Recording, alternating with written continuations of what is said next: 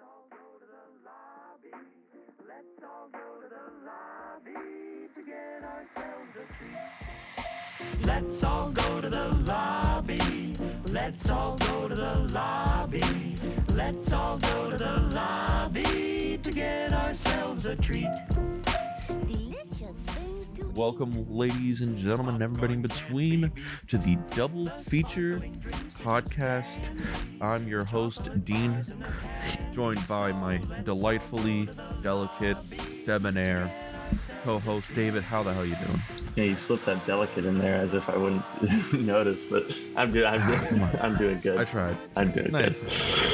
Well, as everybody knows, every week here we pick two movies, we compare, contrast them, find out which one's better, which one sucked, and we talk about them. Welcome to the Double Feature Picture Show. David, what movies are we watching this week? Well, this week, I think it's up front. We're going to acknowledge that when we originally scheduled these on our little schedule that we have, Dean and I we pick out movies for the month to go week by week. We do our pairings, and we really didn't realize the timeliness of this pairing. And it's been going on for a while. I mean, I think we all know what we're talking about. We're not going to, aside from maybe the content of the movies, get too deep into the subject matter because, we want to keep the podcast light still. But with the two movies we're watching this week are Do the Right Thing and Da 5 Bloods by Spike Lee. Yeah. We are not trying to do anything political. I just like talking about movies. All right. So, David, what are these movies about? Okay, so if we want to dive right deep into the log lines,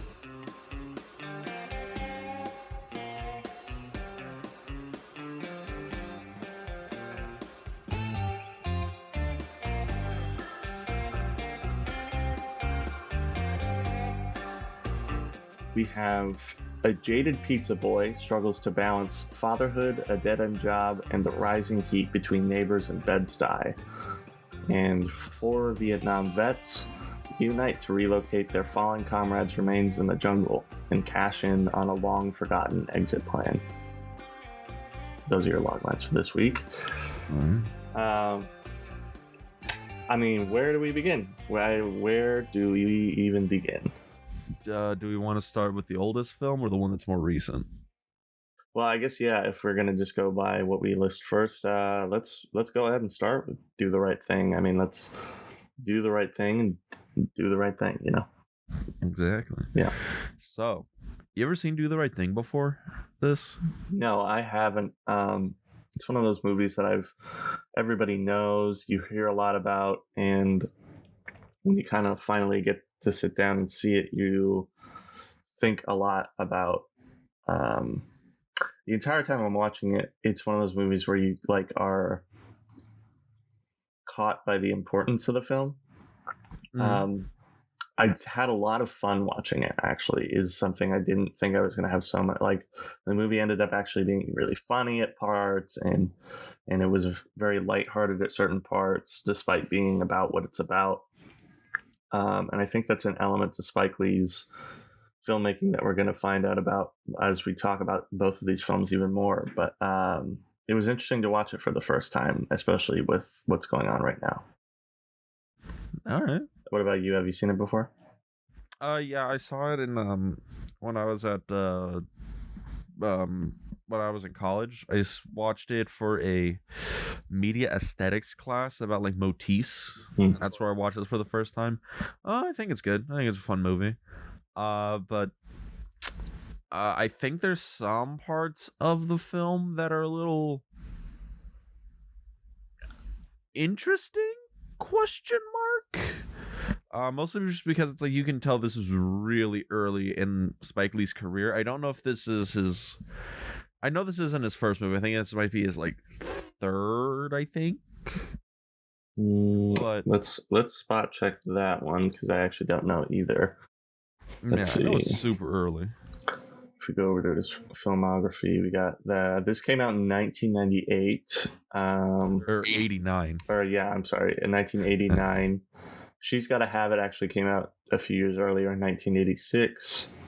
Um, it's also interesting that Spike Lee went on to direct something in 1988 called School Days, which definitely does not look like his style. Screwball comedies, bro. Yeah, I think it might have been probably his second flick. Yeah, because I know She's Gotta Have It came first and is a different movie. yeah. So I guess if I look at it here, he did a student film in 1983, Joe's Bed-Stuy Barbershop, We Cut Heads. And then She's Gotta Have It was his first film, School Days, and then this is his third, Do the Right Thing.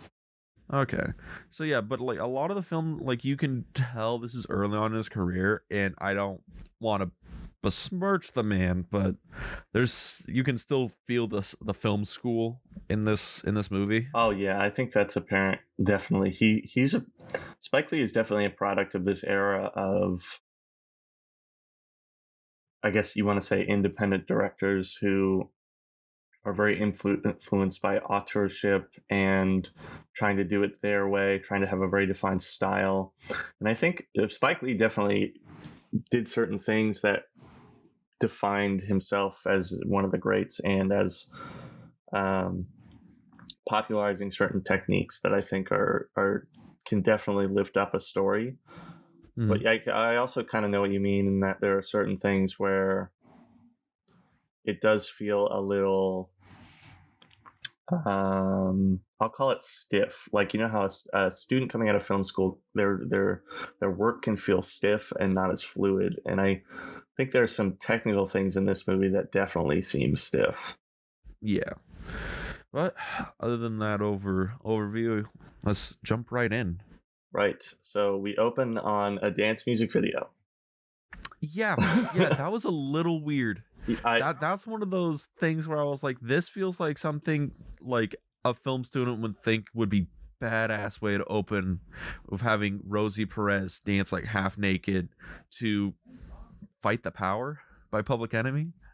Good track, but it's like, I was kind of like, so was this just an opportunity to do what you wanted? Like, this was an era when like title sequences were very, we're going to do what we want as the director to set the tone as the film in the title sequence. Like, for example, it was a few years later, but obviously everybody remembers the title sequence to Reservoir Dogs, the slow-mo walk off. And then this kind of feels like where I'm going to try and do something cool as well, which to the 1980s hip-hop scene probably was very cool. I'm not going to lie, but certainly nowadays I'm like, this is dated. Oh, it is so dated. Yeah. Like I'm looking at him like, okay, I like the music I get, like it's like the music's a motif in this film. The music like says something about like the story and the theme and all that. But I think he just said, "Hey, dance to this music because I just want to film something." Like the dancing, I don't know if the dancing represents anything, because it just looks like Rosie Perez is just getting down at the club. Like, that's all it looks like. Yeah, kind of. I know Fight the Power is kind of like the title track of the film and has a theme that definitely falls in line with what the film is trying to say. Mm-hmm. But yeah, it's a weird way to open the flick, especially because if we want to move on, the next part, which I thought would have just been a way better opening, is we open on the sweet sounds of Samuel L. He makes an appearance as like, and this is actually one of the things that I thought was a really fresh transformation in this movie. He makes an appearance as the like disc jockey for the neighborhood. He has like this window out into the neighborhood, and he can narrate everything that's going on. And he's narrating, it's a hot day in Bed-Stuy. Everybody's waking up. He's getting everybody up for the first, commuters music block. And boy, does it look hot in Bed-Stuy. That's actually another thing that I think is interesting that he does, is the use of temperature. Oh yeah, you can feel how like hot this movie is. Yeah, and that's actually, to preemptively connect it to Defy Blood, something that I noticed in the other film too is Spike Lee is really interested in finding a way to expand the poetry of auteur cinema, and this is one of the ways I think that you can jump beyond just visual and sound to really create feeling in a viewer, because I think that's what a lot of like horror movies or maybe gross out parts in action films or something like this does. Or actually, if we want to call back, going back to Darkman, we talked about how there's a moment in that film when you can feel the guy's finger being broken at the carnival. It's like that when you can create a moment where the audience can feel what's going on screen, especially for as long of a period as he does with this movie. It really expands the power of the cinematic immersion, and you really can feel the heat in this one. Yeah. It's also kind of weird seeing Samuel L. Jackson not say motherfucker for 120 minutes. That's true, but I felt a little confused. I'm also interested to know, because this was something I was thinking about, was this like early or before he became a star? I know it's 1989, so it's pre-Pulp Fiction. I wonder what else he was in up to this point that would be recognizable. Let's see. Honestly, I don't think Samuel L. Jackson became like super big until after Pulp Fiction. Well, let's see here. He was in... His first film is Together for Days, 1972. Interesting. 72? That's... I don't know. With that, Samuel L. Jackson's old. He's born... I gotta go back in order to do that, because Wikipedia has separate pages for filmography rather than just putting it on the page of the person. Well, he's born in 48, so that would place him at that time... Do the math for me. That's like 26? I think so. So he starts his career at 26. The first big movie he does is... Well, he's apparently an Eddie Murphy Raw. That's interesting. What? Then he's in Coming to America, but he's listed as Hold Up Man, so I'm sure it's just like a B role. A cameo, yeah. He's in School Days as leads. Haven't seen School Days, so I'm not familiar with it. And then this is his first probably extended role, if I'm not wrong about the previous roles. Yeah. Because I was thinking about, he was in Goodfellas too, and that wasn't until a little later, or I guess the very next year. But it's weird because like in Goodfellas, he kind of seems younger and more raw in his acting career, whereas this seems like a much more... that, and he's only in Goodfellas for what? A few minutes. 5 minutes? Yeah, it's another walk-on role, but it still seems like... It's weird because it felt very much like modern Samuel L. Jackson that we all know. He felt you could feel his personality, and I'm only going on it so much because he is a very integral part to the narration of the film. They basically use his voice throughout the film as this like interesting take on voiceover, and he's this like muse to the neighborhood. He's narrating the neighborhood. He's talking about what's going on, kind of foreshadowing. He's the Greek chorus. Yeah, actually, that's a really good way of putting it. Because another interesting thing, actually, if you want to talk about the Greek chorus nature of the film, is this film feels very stage play like. Yeah, I got the feeling of that too. Like a lot of this movie, like, takes place either in Sal's restaurant or just like on the street. You can probably actually do this as a stage play if you really like wanted to. Yeah, that's what I was thinking about the whole time. Is like the amount of recurring, I guess you would call that recurringness of the characters that walk around in the background, the repeated sets, the proximity of the whole story to one place. It does feel like you could really take this to a stage very easily, or that Spike Lee might have been like inspired by dramatic plays in order to kind of create this, because it does seem like it seems very Greco in the way that it deals with its story. Not quite a tragedy, but very dramatic in that sense. Yeah. But we move on But from there. We finally meet our main character after a dance scene and a radio DJ opening, and we meet Mookie. Love that name. how is that his real name or is that his nickname? No, Mookie's a real. 'Cause- Mookie's a real name. This is actually something that I find interesting. There's a Major League Baseball player right now who's a huge star on the Dodgers. He just got signed. His name's Mookie Betts. I mean, first of all, Mookie Betts. Okay, that's a name. that's a name, but it's kind of like, it reminded me of, like, it feels like a name like Buddy, or like something very casual like that. Because that seems like a really unique name. yeah, it's a very, I don't really know the origin of it, but it's a cool ass name. Yeah. And of course, as soon as I search Mookie, that's who comes up, Mookie Betts. Of course, but I just want to know. Because I mean, I guess Mookie is a real. It just might not be a thing. Like Mookie might not just be a name around here in like Southern California. Because I can't think of anybody if I've ever met anybody named Mookie. Yeah, let's see. But besides the point. Yeah, I guess we don't need to go into the etymology of names.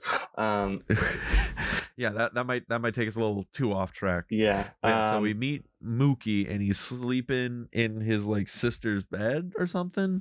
Yeah, as is probably this is an interesting bit of this, right? Because I don't know if you guys can notice based on the way we sound, but Dean and I are not black. Very Irish. Yeah, would be a good description. It is acknowledgeable that while watching not just black cinema but black media, there are certain things that you recognize that don't necessarily happen in commonly white households, and sharing a bed with you, especially in New York City, Bed-Stuy, which I know is a very specific neighborhood. Like at first when I was watching the movie, I saw that relationship and immediately was like, so is that like his girlfriend or something? And then not realizing after the fact, it's like, oh, brother and sister. Yeah. So that was the thing that I thought, because like I watched this movie before, but it'd been like a couple of years since I seen it. So it's one of those things where it's like I can say I saw it, but I have vague memory of details. Yeah. So I watched it, a couple days ago, and it's like, wait, did he live with his girlfriend? What's going on here? Yeah. Because I don't think they mention that they're brother and sister until like later. I don't know if they mention that dialogue scene. Yeah, they mention it in that scene. I think she says something about being his sister. I can't remember specifically verbatim what she says, but it's mentioned in that scene, and that's where I kind of realized, like, oh, oops. Yeah, I mean, let's not get the incest theory here. Yeah, it's not that Greco. He was really inspired by the Greeks on this one. Yeah. But so I guess moving on from that, basically Mookie is down in his luck. He's being supported mostly by his sister, though she has an unnamed job that supports them. I figure she just has some sort of job in the city. That kind of seems what's going on, but it's not really an important point. They never really mention it. Mookie heads out into the neighborhood to go to work, and he gets to the pretty important location in the film, Sal's Pizzeria, which you can almost say is like the base camp for the whole story. Yeah, and it's the most Italian Sal's Pizzeria. I mean, very. Danny Aiello leans into that like Italian American, like New York accent. Yeah, on top of the fact that it's oh my god, I didn't know John Turturro was in this movie. I mean, we're going 2 for 2 on weeks with John Turturro on the podcast. John Turturro is a national treasure. Yeah, okay. Let's see if we can keep that streak going. But like, John Turturro is like, I guess you would say one of the main antagonists of the film. In that he's antagonizing Mookie, definitely. Not so much that he's his villain. And from the get-go, obviously, there's. I mean, this is a racial movie, and there's obviously a lot of internalized racism going on with John Turturro's character. The Italian black feud is definitely there from the start with him, though. That's kind of which is weird because like. Sal and Vito seem to like totally just get along with everybody in the neighborhood. Yeah, and that's kind of like one of the conflicts that comes up later in the movie, and that's something that will be revealed later as to why. But that's kind of the triangle we start with. Is there's this dynamic of there's Sal, he employs Mookie. Sal also employs his two sons. They're Vito and Pino. Yeah, and they don't. Also, that's a tragic name. Yeah. Your name is Pino. Oof. Yeah, I bet you're not being called Pinot Noir. That's for sure. You'd be calling like Pinto, like a Ford Pinto. You probably break down all the time too. But yeah, like also Sal's Pizzeria. And when I saw it, I swear to God, I've been inside that building. I don't know. It's just because I frequented lots of pizza places around here, but that building feels like every like family-owned pizza joint you have ever been in. You know what it feels like. This is again some inside baseball, but Dean and I went to the same community college down the street from me. There's a pizza place down the street from there where the Fox Theater is, and yes, that hole in Angelo's. The wall. Yeah. Okay, you walk into Angelo's Pizza in Fullerton, and you feel like you just walked into Sal's Pizzeria. Oh yeah, it is weird. Classic like hole in the wall Italian. That is the key. Yeah, as the key to that set design. If you want to know the set design in this movie, it is hole in the wall Italian for Sal's Pizzeria. Yeah. So Mookie's sent on his way to deliver his first pizza of the day. Mm-hmm. And that becomes kind of like the episode. And I don't want to say episodic in like a negative sense, but that's what the action in the movie is for a while. Is Mookie's a pizza boy? He's delivering pizzas for Sal's. He's always taking too long in deliveries because he doesn't like his job. We meet different characters in the neighborhood. From Radio to Bugging Out to the mayor to Mother Sister. There's a lot of characters, and I don't mean that in a literary sense. That's like, characters like walking on the street, and I think that's something. There's a lot of people in the neighborhood that we see. Yeah, a lot of neighbors, and I like that about this movie is how the sense of neighborhood really is set from the get-go. Yeah. So I guess we get after a little bit I guess you could call it the inciting incident, in that there's a point of the hair has been plucked from the dog, in that Bugging Out, one of the side characters, one of Mookie's friends, is having his slice of pizza without extra mozzarella in the pizzeria, and he looks up at the wall of fame, I guess you could call it, in Sal's, and it's just Italian guys. And Bugging Out, obviously, he doesn't like this. He's like, where are all the brothers? Where are all the black guys? Like, I pay. It's like your whole neighborhood is black guys, your whole clientele is black guys. Why aren't there black guys up on the wall? Yeah, and Sal's argument, obviously, is that, well, it's my restaurant, and I am Italian. I like Italian guys. That's who's up on my wall. You want to have black guys up there? Open your own damn pizzeria. Also, Bugging Out, he lives in this neighborhood as far as we know, and from dialogue, it sounds like he comes into Sal's like all the time. This can't be the first time he's noticed this. That's something I noticed too. Is so Sal obviously makes a point later in the movie that a lot of the people in this neighborhood grew up on his pizza. That's why he loves these people, that he stays in this neighborhood with them, is that it's feels like community. He is a neighbor because he feeds them, Yeah. And that's an understandable and kind of noble. Yeah, it's sweet is what it is what I get. It's a very sweet point to be like, you're not just a business owner in the neighborhood as you do feel like you have a connection to the people through the pizza you make for them. And yeah, you're part of the neighborhood. Yeah, I think that's also a very classic, like, I'm the pizza man kind of stick. I'm the pizza guy. I feed you with the love of my mozzarella. He just gets like super stereotypical Italian when people come in for pizza. Yeah, and when he said home, total like straight like white American accent when he goes to the pizzeria. Hey! hey buddy, how's it going? It's like really bad. Yeah. But yeah, back to the point. But the point was that, like, bugging out. We expect you'd expect him to have noticed before this, right? And I guess it's one of those catch-22s where it's like, well, he's been coming here forever, but has he really even noticed or cared up to this point? It could be just like, this is the first time he's noticed, and okay, that's valid. I mean, it's one of those things where you can't really.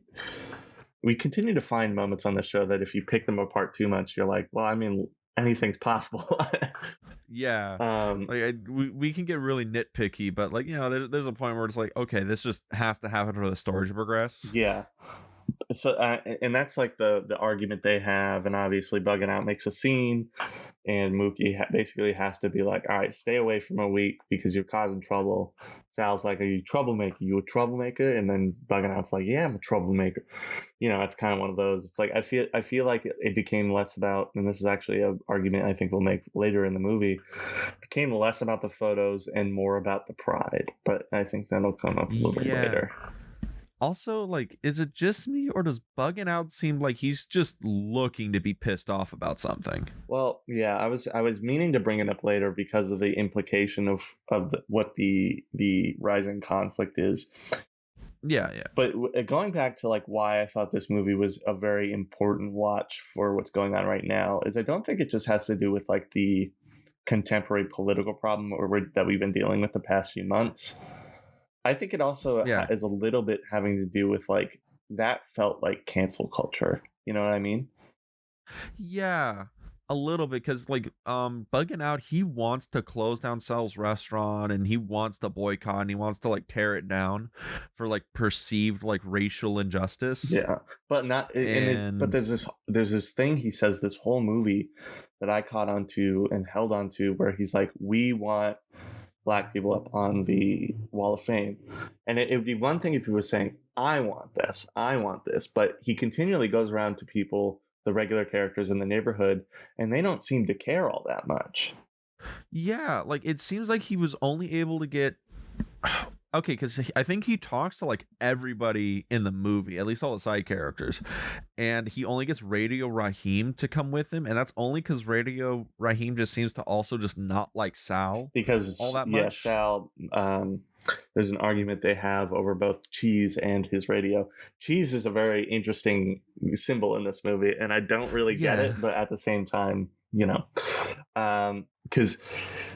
Okay, this is there's so many tangents because this movie is a very thick movie when it comes to its content, but it also, I feel like the movie is kind of like the stream of consciousness sometimes. A little bit, but like this is an interesting thing, right? So a while ago, you remember all this like Papa John's stuff that was happening, right? Yeah. And recently he's trying to make his comeback tour, and he's been on a couple shows I listened to, and he's talked about the price of cheese for pizzas.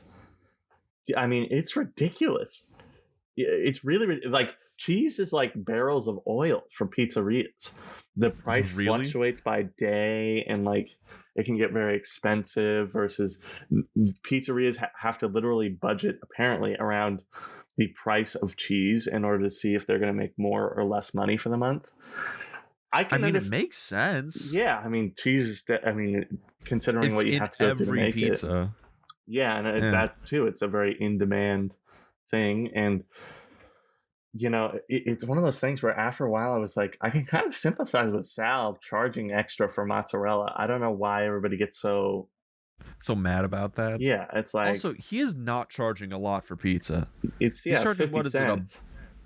Is it 50 cents? Yeah, I think it's well, it's $1.50 per slice, and then it's $2 for extra cheese. Yeah, so it's like he's literally being like, oh, if you want like a pizza with like a bunch of cheese on, it's $2. Yeah, which is interesting too, because it's like, again, another reason that 21 years later this is such a weird watch is that I feel like 31 years later. Is it 31? Oh my god, dude, it came out in 89. This came out 30 years ago. Oh, whoa. Everybody, if you can't see, David is having his mind shattered right now. He thought this came out in 98. Well, I just thought that 1989 was 21 years ago, and it's 31 years ago. That's Yeah. insane. I mean, I know. but like, so complaining about cheese seems like something that a Karen would do. Mm-hmm. I'm not gonna like. I kind of get it because Bed-Stuy is an impoverished neighborhood. It's a very working class neighborhood. They don't have 2 pennies to rub together after rent. But it's like, is 50 cents breaking your back in 1989? I don't think That's so. like the price of a Coke, isn't it? Like That, I mean, yeah. Honestly, there's still like restaurants around or places around here you can get a Coke for 50 cents. let's Like a see little here. like can, yeah. How much did a Coke cost in 1980? I remember buying a Coke, cans of Coke for around 40 cents in the 1980s. So that seems about right. I mean, that's on the Aussie page. Damn it. Okay, let's see. I'm very interested in inflation, so this is this is the thing that gets David up in the morning when we do these podcasts. Yeah. Is man, how am I going to figure out the pricing of all this stuff? It's very interesting because it's like 50 cents just seems like this is the sticking point with you on the movie. This is the weird detail that's going to drive you crazy. This is actually, I think, part of the reason that he uses this throughout the movie and that it's part connected to like the main conflict points is that it seems like Spike Lee tries to make the point that a lot of this pain and suffering that happens on both sides because of racism and then the aftermath of what happens later in the movie, just it extends from such simple things that it's so interesting when nobody remembers the simple things that they're connected to, but when you go back and like really think about it, man, a lot of this is just because the guy didn't give you mozzarella for 50 cents and then you wanted him to say, or as we learn later in the movie, it's like Sal couldn't say, please turn your music down to Radio Raheem. I mean, those are but both of those are such small but like valid points of frustration that it's interesting that they can't just be talked over. But obviously that's the point, is that none of these people just want to talk things out. Yeah, which is this movie is really weird in that, because there's a lot of points there's a couple of points in the film, because I feel like the film, it's talking about like underlying like racial tension kind of thing, more than like racial anger, where in this neighborhood, there's a disparity of races in the neighborhood. Like there's the Korean like market owner or fruit shop seller, and then across the street is like Sal's Pizzeria, and then it's like the 2 white cops, and then everyone else in the film is black except for Rosie Perez, who's Puerto Rican. Yeah, I think so. Half Puerto Rican, right? I mean, I'm not sure. I guess we only see her mom, but yeah. I don't know. It's just kind of interesting. There's a lot of like racial tension in the film, and the stuff that people are getting mad about are like really, I don't want to say insignificant, but like they shouldn't, like the amount of anger they're getting in retrospect is it's disproportionate than the thing that's making them angry. Yeah, because that's the other thing too, is that there's all of the players in this story are very small time. They're neighbors, they're small business owners, they're really just like beat cops. They're all really really low on the totem pole people, that these are the people that have the problems, but all the problems are really extending from people higher above them. And there's like points made about that at certain points that they fly right by, such as like there's a point where John Turturro, who is the son to Sal, they sit down and have a talk about why Vito doesn't like black people. I mean, and he's very very aggressive, definitely, towards the black customers and Mookie. And it finally comes out, it's like his Italian friends make fun of him for going to work in a black part of town. And it's, finally, that was where, for me at least, it finally clicks in my head. It's like, wow, we really don't understand like just the psychological nature of how that stuff starts and how it really just extends from interpersonal problems, not from like racism being ingrained inside of one of us. It's just frustration and anger. Yeah. Like, honestly, I think that's a really good like message to go with. A lot of tensions and stuff like that is stems from like interpersonal anger or frustrations about like society at large, and then but let's get moving on this very deep philosophical discussion on race relations in 1989 America. So after bugging out gets kicked out of Sal's for causing a ruckus, what do we have after that? Is that when we get introduced to the mayor? Well, yeah. So I mean, we've kind of picked and chosen a lot of parts from the middle of the movie, and we meet certain characters like the mayor, who's like the which neighborhood. Is solid gold, by the way. Yeah, the mayor is my favorite character in this film. That man is solid gold, and he will become. I want that man to be my grandfather. He will become a hero, but he's like the neighborhood drunk, and Mother Sister is the older woman who sits on her windowsill and kind of is like the neighborhood mom, I guess. Yeah, I would say so. There's like these, I can't remember their names. One of them was Martin Lawrence, if I'm correct. Yeah, with a lisp. Yeah. Really thick lisp. Yeah. Really funny character. Creative choice. Probably, yeah. I'm sure. But there's like a pack of tricksters and jokester characters that he runs around with, and they're just like the neighborhood. I guess you could say they're the guys who puff their chest, kind of thing. Which is weird because I don't know how old they are. I wanted to say when I saw them, I was like, oh, these are like kids in like high school or whatever, because they all look like relatively young. Yeah, they're probably at the ceiling our age, early to mid 20s. At the lowest part, probably like 17, 18. But yeah. And then after that, and then we also meet Radio Raheem, who is this beast of a man, big bad boombox carrying badass. Yeah, that he's a big fella, and he does not carry a boombox. He carries the whole like studio. This boombox is impressive, huge. That's that top of the line Radio Shack pick. It's impressive. Yeah, and he only plays Fight the Power. Only plays Fight the Power. That's what he likes. It's his music. All right. Yeah. It's interesting. He kind of like lumbers around the neighborhood and how would I put it? Silently stares at everybody who might have a problem with his music. But there's also a lot of like interesting depth in this scene later on where Mookie meets up with him and he sees like his, I don't know, they're a very outdated piece of jewelry, but a staple of the 1980s. But those like knuckle rings, I don't know what you call them. Where they love and hate. They were like, they're like knuckle duster things. Said love and hate, which was cool because it was like those and the speech he gives are reference to Night of the Hunter. Which I'm pretty sure Spike Lee in like all of his movies he makes like some reference to older cinema or some sort of like classic work of cinema, and then he tries to incorporate it into his movie somehow. And for this, it was Night of the Hunter was the most apparent one.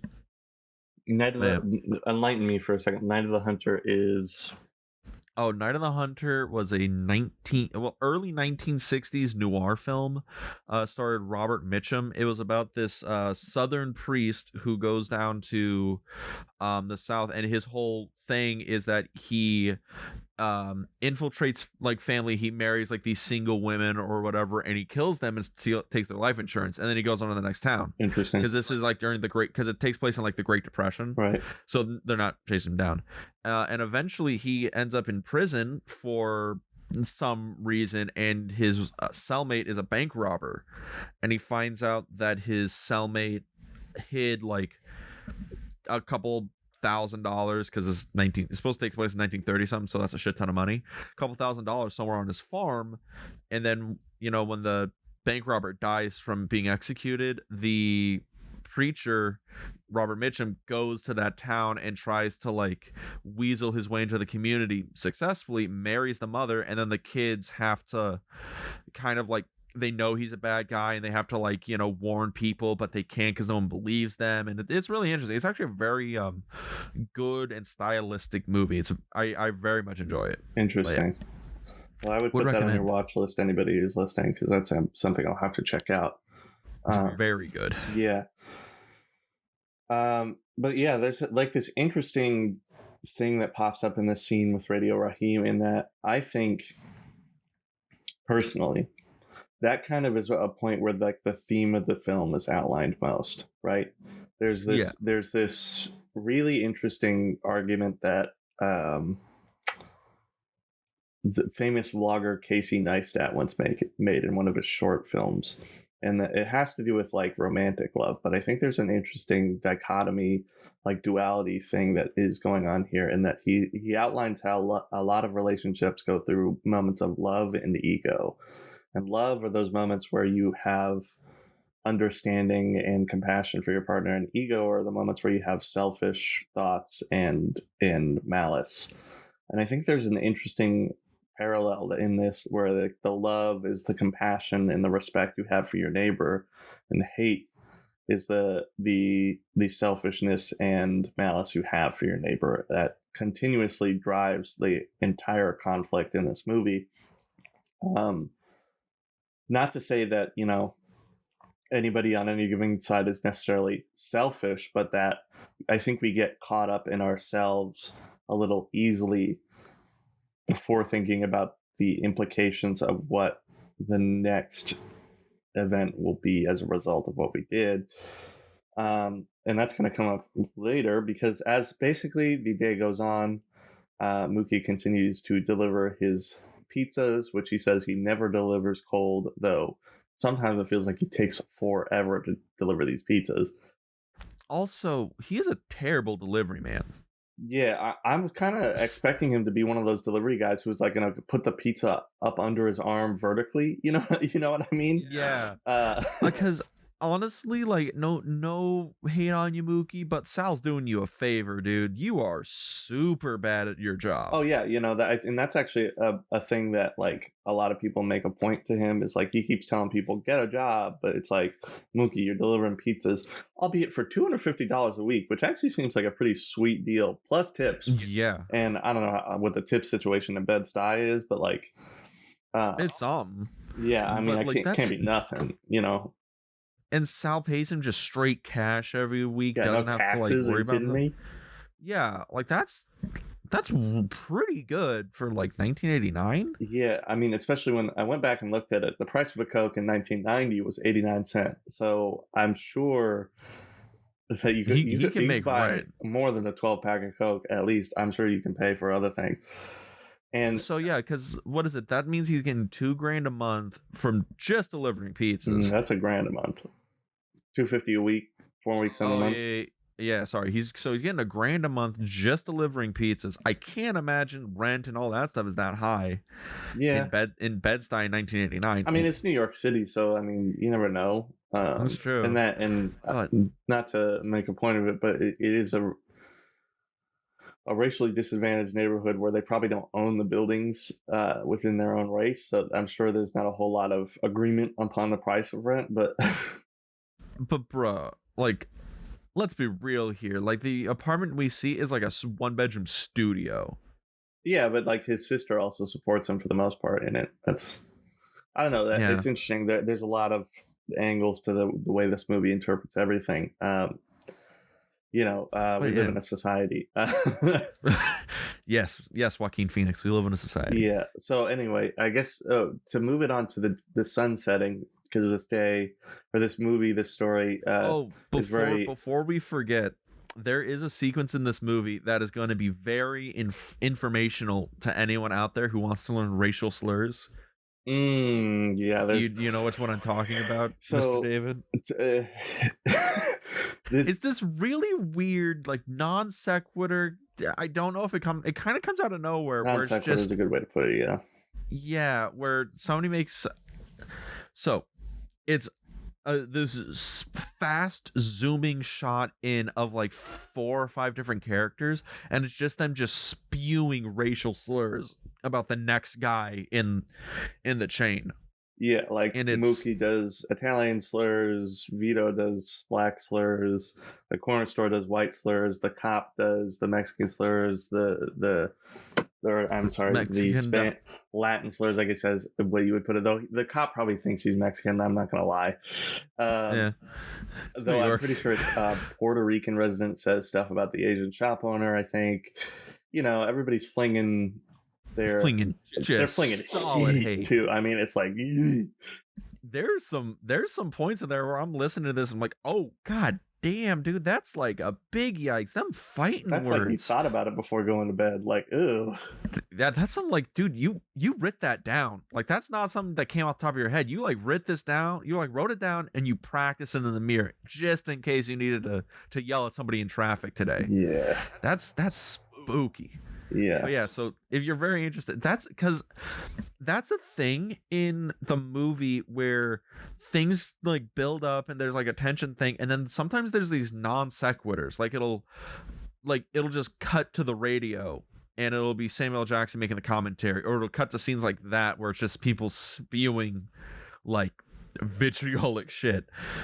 And I think that's a thing that develops later on in Spike Lee's filmography. A little bit, yeah. He just kind of cuts to non sequiturs. It works for him. I think it works because while it is a non sequitur in that it's connected to nothing and it's very breaking the fourth wall, it uses his POV shot that also becomes a staple of his style. Though I really like the POV shot because it really increases the intimacy of what's going on. It feels much different from the loves POV shots, man. Yeah, it feels much different from reverse shot, like over the shoulder, where you feel like the third wheel in the conversation. You start to feel like that second person in the conversation, and I think that's another reason that moment feels a little bit more. It has a little bit more knuckle behind the punch because you are the person receiving directly. Yeah.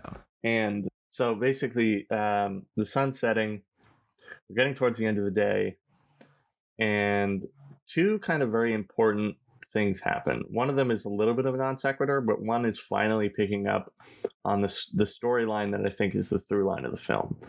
And the first one is that the mayor saves a life. 2 lives, actually, because he saves his own. But he saves a kid from getting hit by a car, which it is a non sequitur in that it has not a whole lot to do with what's going on in the rest of the film, right? And it doesn't really come up at all afterwards. Yeah, the mayor, as a side note, is kind of this character that you follow in a B or C story throughout the movie, where he's trying to relate to the rest of the community in that they think he's a drunk and it's his fault his life is the way it is. But at the same time, there's this sense that I think Lee is trying to outline that the mayor's situation isn't totally his fault. And there's something systematic, there's something societal about the hurt he feels. Mm. Because I think that's what he's trying to make a point of when he has this argument with one of the younger trickster boys, that he's not just like a drunk, he's not just a bum. He had a problem feeding 5 children in an apartment when he was a working man, and that like broke him inside. And that is something that when you really think about it is probably deeply damaging. Yeah. And it's heartbreaking kind of to see him walk around and have a drinking problem and struggle with the fact that mother sister thinks he's no good because he just wanders around and is a drunk. He's such a kind person. Which is a thing, because I think he's probably the most like kind and sympathetic character in like the whole movie. Yeah, because I never feel there's an ounce of hate in this guy. He just wants his Miller High life and to just relax in the neighborhood. But it's kind of interesting with the mayor. It's like, because I feel like him and Mother Sister are like representations of like, we experience racism back then, we're the old guard of, we remember the Civil Rights Act, we remember all this stuff, we remember like the hardcore like painful stuff. Like I think the mayor, he's from like Alabama or something. He's from the South, and then he moved up to New York. I think I think he him did on say something dialogue. about that.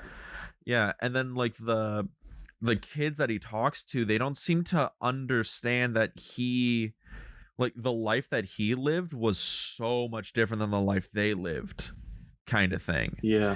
It's really interesting that there's like this whole generational thing that's going on in the movie, because mother, sister, and the mayor are the two oldest characters in this movie. Yeah, Like, by aside from like far. Sal, though Yeah. it's a different perspective. But you're right, yeah, and I don't know. So this moment that comes about is that the kid it's ironically one of the kids he sends to go buy beer for him at a corner store earlier in the movie. Which is very responsible. All right. Yeah, super responsible. Didn't say the guy was perfect. He sent a 10-year-old to buy him Miller High Life. Yeah, but the same kid comes around and is about to get hit by a car, and he jumps out in front of the car to like tackle the kid out of the way, basically. Yeah. This is a recurring thing in media where, guy saves child from being hit by a car, but sometimes it looks super fake. This one looked like, oh wow, he looked like he really bodied that kid, because the kid gets up, he's a scrape on his elbow, and the scrape is actually pretty well done. The kid's shirt's all messed up. Yeah, but yeah, no, it looks like it looks like the mayor had a running start and speared him like Goldberg did in WCW. Just takes the kid out of his shoes. Yeah, and the mother comes out and everybody's crowding around, and the kid lies saying that the mayor pushed him down. I don't think he lied. I don't think the kid said anything. Well, I think it was like somebody in the neighborhood says. He says that I think it's the kid that says that I don't think he did. No, I think somebody in the neighborhood said like, "Oh yeah, we just saw him. The mayor pushed him down," and the kid the mother's like, "Son, is this true?" And he doesn't say anything, and the mayor's like, "Oh, he's just shook up. He almost got hit by a car." I think it is that the kid says he was pushing it, and then the mayor actually says what happened. Because that's where he says the line, "I saved one life, actually two lives, because I saved my own life." And then the mother says, "Is that true?" And the son gives her the silent treatment, like the looking at my shoes eyes, and she basically is about to spank him publicly in front of everybody. Also, like, man, your son almost got like hit by a car and almost died, and sends him up into the house. That kid's getting the shit kicked out of him. Yeah, you can see in the woman's eyes that kid is gonna go to sleep with like a beat ass. Yeah, and that's like the point that the mayor makes, is he turns to the woman and is like, you shouldn't do that. He's pretty scared. He's shaken up after what happened. And then, it's the age old, as invalid as it might be, argument of, you're not going to tell me how to parent my kids. And he just is like, all right, yeah, you're right. I can't tell you what to do. And that's kind of where the moment ends. It's like we said, kind of a little bit of a non sequitur, in that I don't know what the connection to the main story really is, other than to maybe give us a little more sympathy for the mayor if we didn't already have it. I mean, but it's a weird, small, salient moment that is very. It feels like it could be a short film. There's a lot of moments in this movie that, as the non sequiturs go, could be like their own little short in a way. And that's kind of how it feels. It feels like a lot of this movie is short films stapled together with the same cast of characters that come together to create this bigger picture. It's kind of jigsaw puzzle of short. Yeah, exactly. And there's this one like thematic through line through all of them that connect it. Yeah, that's what a lot of this movie feels like, and it's really interesting. Yeah, and so it moves from that to like it starts we'll say right before the climax, where Radio Raheem and Buggin' Out are on the streets at night. They connect up and check in with each other, and they let each other know about what's been going on with Sal, and they're both pissed. Radio Raheem, because Sal told him to turn the music down, couldn't even say please. bugging out because he's trying to organize this boycott of Sal's that has gone unsuccessful so far. And they he's discovered that finally, no one wants to do it. yeah, and they finally link up to like make this thing happen. They march into Sal's right at closing time, and make a scene. And it is not like a peaceful moment. Like, they come in and they just start yelling at Sal. Yeah. And Sal starts yelling back. Like, it is clear out of the gate that these guys just want to just sling hate at each other. Yeah, and it is interesting because I can understand how. Listen, it's valid if you don't like rap music and if you think it's loud, and Radio Raheem is certainly playing it loud, but it's just one of those things where we go back to that love and hate argument where he could just say please instead of like just screaming at him to turn that racket down. Yeah. And then of course the N-word comes out and and then it jumps. Yeah, the whole thing, that's like where the glass shatters and they start getting into a pretty aggressive, and Sal finally brings the bat out and smashes the radio. It is destroyed. Destroyed. He goes all the way with it, and it is donezo. Yeah. And then it's silence, and everybody's really quiet. It's that build up before the big massacre. And you can see Mookie going, ooh, yeah, you could definitely feel like it's like, what it feels like is you can already see the first punch coming. You're just waiting for it to happen. It's like the thing if you're at a party and it's the two people show up that don't like each other, and you're just waiting for hands to get thrown. Yeah. And then hands get thrown. Yes, and then hands get flung. They get trebucheted at each other. They go flying.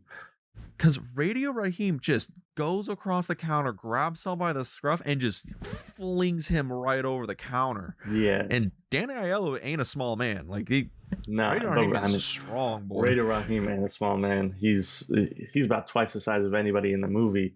Yeah. And then Bugging Out jumps in, and then, Sal's kids jump in, and then the neighborhood, kids, the Martin Lawrence group, they jump in and start, fighting. Yeah. And it escalates so quickly. Yeah, and it spills out onto the street. Mm-hmm. And that is where things start to go wrong. Yeah, the cops show up, and Radio Raheem is trying to strangle Sal, and Sal is full throwing punches up at Radio Raheem, and the cops get Radio Raheem off, and they have him in a choke. Yeah, they're choking him with the baton. Yeah, and Radio Raheem is not going down without a fight. He's fighting back as hard as he can, and eventually he goes out. Yeah, the cops interesting break his neck because it's so yeah. So Radio Raheem, he gets choked out by the cops after they come up, and he's been beating up Sal, and Sal's been fighting back, and this whole brawl's going down. Yeah. And yeah, it's like we said, this film is 31 years old, but it's very I don't want to call it serendipitous, but there's been some similar events, right? Down to the method of what's happening, and you can see on there's an interesting way I read the performances in this moment where Radio Raheem, he's fighting to his last breath, but you can tell that it's not just because he doesn't want to give up the fight. You could tell there's an element of this animalistic style of desperation in that that is so kind of tragic to watch when you really think about it. But on the same level, it's when the cop that did it, when he gets up, you can see this what have I done style look on his face. Where for a moment he really considers what just happened. Mm-hmm. And immediately he turns to that, that very... We got to get the fuck out of here. Yeah, that blue man let's keep it moving kind of attitude. They load his unconscious body into the back of a cop car as if they're still arresting him, and they just Oh, they also take bugging out they too. take Bugging out, who's Which, okay, I think is one of those things where it's like, it's weird because there was like 8 people in that brawl. yeah. I mean, I guess Like, because they- they were the people inciting it, but yeah, if you do think about it, and we do relate it back to what we've seen in the news recently, I feel like more people would be arrested in that moment. It's unsurprising to me that like Sal and Vito are not arrested. Not I think that's really surprising. Really? I think the 2 people who would go in would be Radio Raheem, God rest his soul, and Sal, because they were the 2 guys like throwing. yeah. You know, and then like you would probably also take in like, you know, anybody else who was like aggressively trying to like beat the shit out of each other. So they probably take in Bugging Out, they probably take in Mookie, they probably take in Pino, they probably take in Vito. They probably like, honestly, I thought they would take everyone. Yeah, I think there's an element to which at that point in the goings on, this was considered just like a isolated incident, to where immediately afterward, obviously there's an argument going on outside of Sal's pizzeria. Sal's trying to plead his point, and the crowd is getting angrier and angrier because they know that Raheem's dead, that Radio Raheem is deader than a doornail. They know that. He is passed on. And there's this interesting moment where I'm still a little confused by it, though I can kind of get what they were trying to do, where Mookie's sitting there like looking at all this, and he just kind of like rubs his 2 hands over his face, like trying to wash the stress off. And then he just grabs a trash can and flings it through the window of Sal's pizzeria. And you can really you can feel that cocktail of emotions going through him, and that you think about this movie's pretty first person in the way it views Mookie, and you can feel that he's thinking about how he has had problems with Sal, he's having problems with his girl, he's having problems, you know, with his friends, and one of them now is dead. It's like I could tell like the frustration's just boiling over, and like it's not because of any one thing that he did what he did, but maybe it's just that he knows it's not quite the right thing to do, but that he can't help but do it. Yeah. I don't know. That moment in the movie, it is a point of contention for a lot of people I know who've seen the film, because the question always comes down to is like, well, why did Mookie do it? Yeah. And people think, and I've heard arguments saying that, well, Mookie did it because he knew that the crowd needed to release that anger. You know, they're gonna release that anger on something, and he'd rather them release it on a building than on Sal. Yeah. And people feel it as like, oh, Mookie throwing it through the window, that just basically saved Sal's life. And the other one, it's like, well, he just saw his friend die, and he's so emotional, he's taking he just wants to destroy something, and he chooses to destroy Sal's restaurant. Yeah. I've heard a bunch of interpretations of why he does it, and I've never got a straight answer about it. Yeah, it is an interesting way of looking at it, in that Mookie was trying to save Sal. I do think that one's interesting. Because from then on, it's basically there's a looting scene, there's the riot scene, the riot police show up, Sal's watching from a stoop across the street. Quickly. That's something I want to get across to everybody. It goes from 0 to the building's on fire in like 2 minutes. Yeah, and it's 2 minutes of pandemonium. You know, oh yeah, and it's really interesting too. I was thinking about it in sort of the aftermath after everything's gone on. It was interesting to me how Lee was able to like take this smaller group of people. I mean, there's only really like 30 people there, and make it seem like there was a huge mob, like hundreds of people outside that. That's how it felt during the riot scene, and it's like that was I was actually impressed by the way he was able to make that seem a lot bigger than it really was. Oh yeah, that was a good bit of filmmaking right there. And you know, obviously you kind of know how the story ends. There's riot police that show up. There's the SWAT car. There's people running The fire around. department. There's trash everywhere. The building's burning down. People are running in and out of the Also, windowsills. the mob also tries to go across the street, and like they're gonna Yeah, go and yeah. destroy the Korean market. Yeah, you know, it might seem a little fucked up to laugh at it for a second, but the moment is kind of turned into this joke where like the Korean shop owner is trying to convince them that he's black. Yeah, he's like, no, I'm like you guys. I'm black. I swear. Don't burn down my store. Yeah, and then they finally agree. It's like, all right, he is black. It's like everybody's like, All right, yeah. he's cool. I thought that was a little funny, and I think that's maybe what it was meant to do. Is there's this element in which Lee wanted to lighten the situation a little bit. I don't know. It was kind of weird because when you really think about it, that event on its face should be a dark moment, very dark. But it doesn't quite seem that dark. Which is really weird. It might be like well, the color palette alone in that scene, it's still very bright. Yeah. How they interact, energetic. like with it's energetic. Like it's not played as painful. Yeah. I think as you would expect. Yeah. If that be a right interpretation. Aside from maybe mother, sister, and the mayor clutching each other in the middle of the street in terror, looking around at the situation. Yeah, mother sister is just howling at this building as it burns, and the mayor's like, "Nah, we need to calm down. We need to get out of here." Yeah. Again, why I think the mayor is Superman. That guy is awesome. Yeah.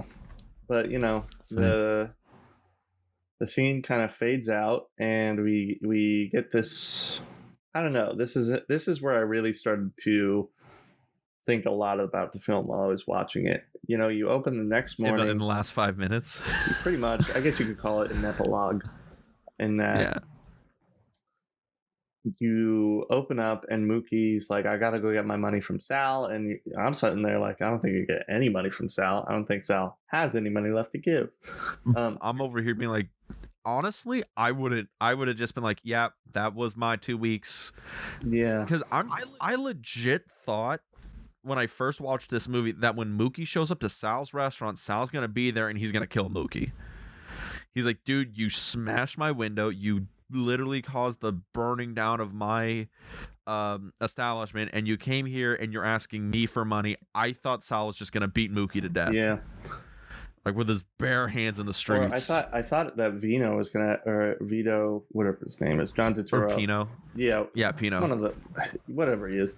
One of the brothers.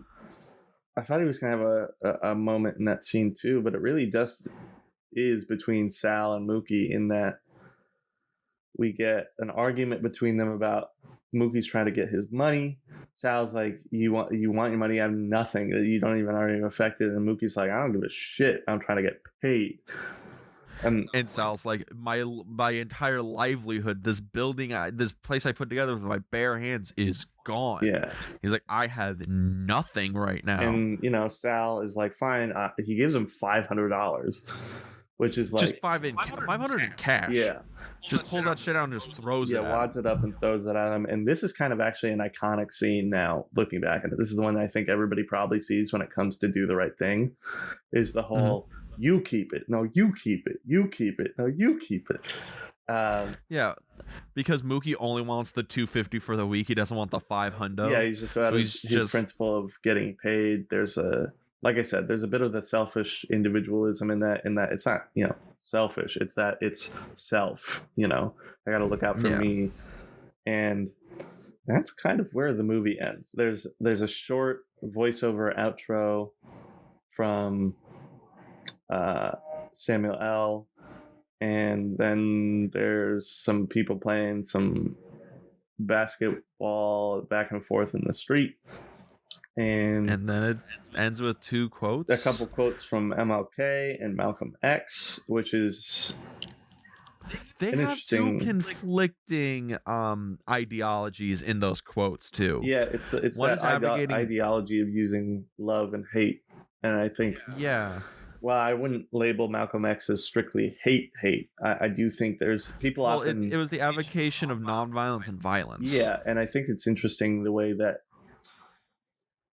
I think what Lee's trying to basically point out, and I'm sure I'm not the only person ever to say this, but it's like there's a middle ground, and walking that middle ground is such a dirty, messy path to walk that I don't think it's ever going to actually solve anything.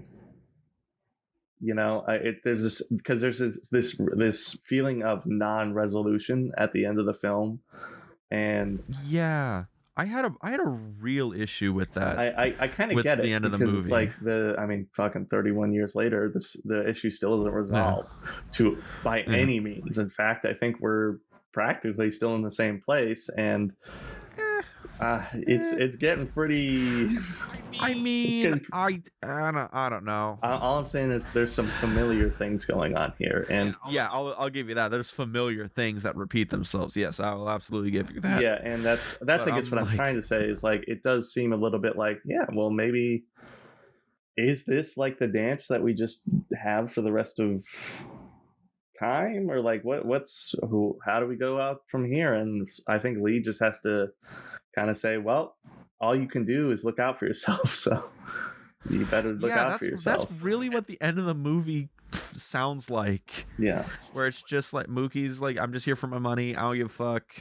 That's kind of like almost what the moral is at the end of the story, where it's like you got to care about you and yours and fuck everyone else. Yeah, because maybe this is also reading a little bit too much into why he made it the title of the film. But I mean, when you make the title of the film "Do the Right Thing," that is something. Does anyone do the right thing in this movie? Or more to the point, you are the only person who can control what to do when you have to do the right thing. So, is doing the right thing going and get your money so that you can take care of your son? Is doing the right thing letting Sal keep his money? It's up to you at the end of the day, I think. And while I think Mookie is certainly valid in getting his last paycheck, because he's definitely not going to be able to deliver any more pizzas from Sal's Pizzeria at this point. He is done. Yeah. I don't know what he does after this. I don't know. It's interesting. And I think that's all you can really say at the end of it is this is interesting. It's interesting.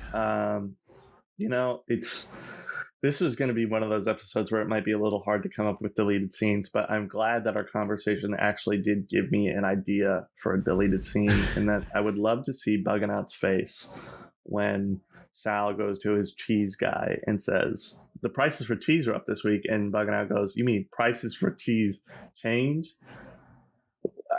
What are you talking about? And then it's because it felt the same thing when I learned that there's a cheese market, There's a black underground cheese market. Or not even that. It's like the price of oil changes day by day, like the stocks. It's like, how come I guess I never really gave thought to the fact that, I guess the price of cheese might change. I don't know. That's Sal's retirement fund. It's the barrels of cheese he has underneath the building. Yeah. Until they mold over, and when he goes to cash out, he's like, I'm ruined. I'm ruined. No. Because he thought the golden cheese wouldn't last forever. No, the deleted scene I want to see is the court hearing after this, where Sal has to show up to court and like that, because let's be real, he's filing charges against Bugging Out for burning down the place, and Smiley has to be there because he actually lit the fire. Like, I want to see the court hearing after this where Sal is just there being like, I fed you pizza from my heart. This is what you did to me. I literally just want Sal to act like like the Godfather on like the stand and just like yell at people. But I don't know. This movie is weird. It's interesting how such a poetically sweet thing in the middle of the film now, if he was to do it in that courtroom, would seem like, okay, dude, I don't think somebody's dead and you're still chiming on about your pizza. Like, yeah. I don't know if this is the time, Sal. But yeah. Also, that cop is probably getting like yelled at really hard and probably on death duty for the rest of his life. Well, based on things we've seen, one can only hope. We can only hope. But moving on. yeah, I guess that is Do the Right Thing. I definitely recommend, if you haven't watched it yet, go watch it. We'll be moving Same. on to our next movie, The Five Bloods, Spike Lee's newest film. Netflix film, nonetheless, Netflix exclusive. We're going to get to a short break right before that, and we'll be back afterward with that film. So we will be right back.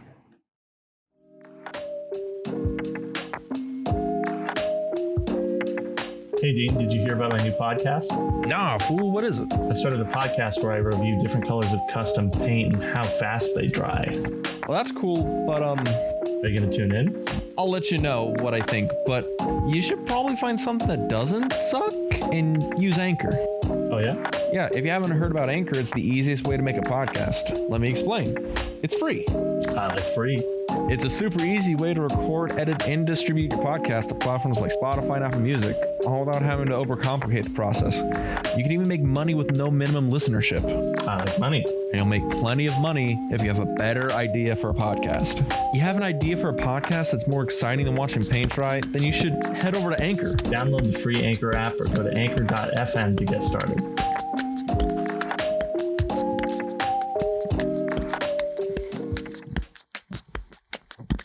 All right, welcome back. And the next movie on the... I wasn't beatboxing. Yeah, Dean's beatboxing back from our break. Lies. Next movie on the list is, and I've now spoiled the budget game because I just saw what the budget is for this film, but the next movie... It's surprising. Well, I am actually surprised by it, but is The Five Bloods. That's the movie. That's the flick.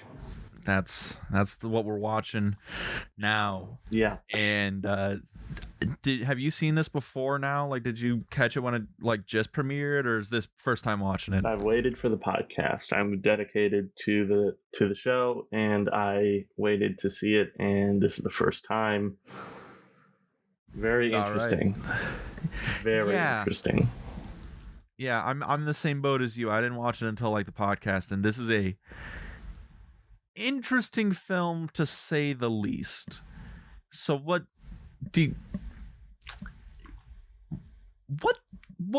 got? You got anything you want to say about this film before we just jump in? Before we started the podcast, I think I mentioned to you that Do the Right Thing had a very we talked a lot about how it felt like student film. How would I put it? It felt like stiff, I think was the word I used. Still feeling like a student film, but there was still a general there's a creative eye. That's there's a style to it that's consistent. This one I feel like Lee tried to experiment a little bit with. And it's interesting. We're doing this week's podcast, and I'm not that familiar with the totality of Spike Lee's work. So I really can't speak to the level of experimentation he's doing here, but there are elements of this that, while they feel experimental, they also feel exactly like a YouTube documentary a little bit. Yeah. And maybe I don't mean to say that to be insulting to YouTuber documentaries, because some of them are vastly entertaining. I don't mean that to also be insulting to Spike Lee, because I get that being educational is a part of his thing. That's his style, is he uses story as a form of education. And I don't know, there were some weird things going on here, while also some very recognizable things out of Spike Lee's arsenal. And I mean, what did you think about what is your first thoughts? First thoughts thinking about this movie after watching it, watched the whole thing one sitting through. I am very confused. Valid. Yeah, so to preface this, here's a little bit of trivia for this film. So originally this film was written as a spec script in 2013 by these two writers. Their names are Danny Bilson and Paul DeMaio. They wrote the script, and the spec script was called The Last Tour. Is about these white Vietnam veterans going back to recover the gold and bury their dead friend. And originally Oliver Stone was set to direct it. He passed That on it makes a around whole 20. lot of sense. Yeah, the Vietnam stuff. It makes okay. See, there you go. All the Vietnam stuff makes a lot of sense. And then Oliver Stone like passed on it after like 2016 when basically he just, the money wasn't there or whatever. Yeah, and it went to Spike Vietnam Lee. films have not really been a thing in the past decade. Yeah, they're really on the. They're just not big anymore. Yeah. But goes over to Spike Lee. Spike Lee reads the script and he likes the Treasure of the Sierra Madre themes and all that stuff. And then he literally all the research I says was that all he really did was he then took the original script and made it to be about African American soldiers and like the black perspective. And that's like all he did. And it's kind of weird when you watch the film because it feels like there's two very different scripts that got stapled together and started being I'd agree with that. Yeah, and started being made. Like it because he got the script in 2018. Yeah, he got the script in 2018 right after he finished BlacKkKlansman, which by the way is a very good film. Yeah. Very good. Yeah. And well, I think that's when he started doing all the rewrites and everything like that. Gets it in 2018. 2019, it's announced that Netflix would distribute the film, and I think that's when it was filmed between 2018, 2019, something like that. Right. So yeah, so we might have gotten it before BlacKkKlansman and did some of the rewrites for it, but they went into production right after BlacKkKlansman. Yeah, it's in the pipeline. A lot of filmmakers do rotating work. But yeah, but you can kind of tell that this. Was it just me, or did it feel like the script was just kind of not thoroughly like worked through? Yeah, now that you say it, I'm thinking about the fact that I was caught between like the film felt like two different things at one point, and I couldn't pin my finger on what or why it felt like that. And now that you say that it was a rewritten script, first of all, but then also that it was also about almost a different story altogether. Albeit on the same subject. Mm-hmm. I guess so the original script, to my knowledge, was just the Vietnam stuff. Yeah, and that's just the Vietnam stuff. And that's the interesting bit to me is that's what it felt like. Is there's a tonal shift in this movie that part of me likes and part of me doesn't. In that, the first half of the story is this treasure hunt. Very apparently, there's a very light tone to it with dark undertones.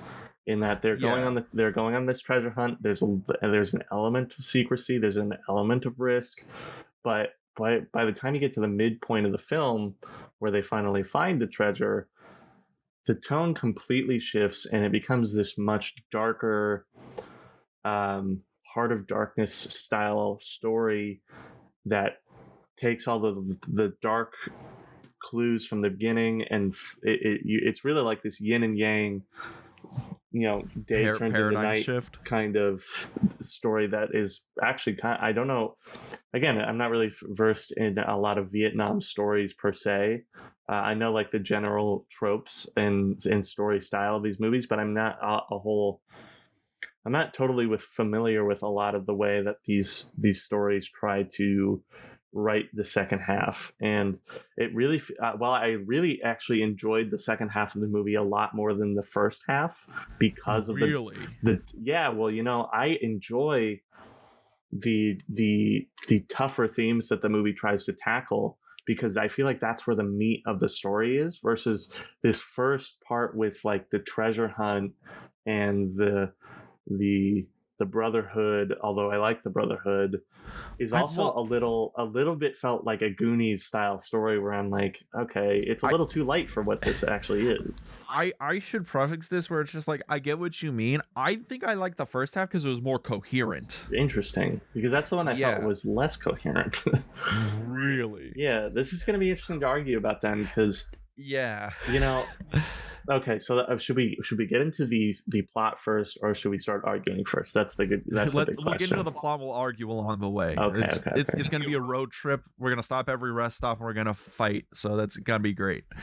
So the opening sequence of this film, I think is a great mood setter. Oh yeah, I love the opening scene because it feels very The Hangover style. Like we're all meeting up in Vegas. We're all meeting up at the hotel, friends getting together again. You old motherfucker, you. I mean,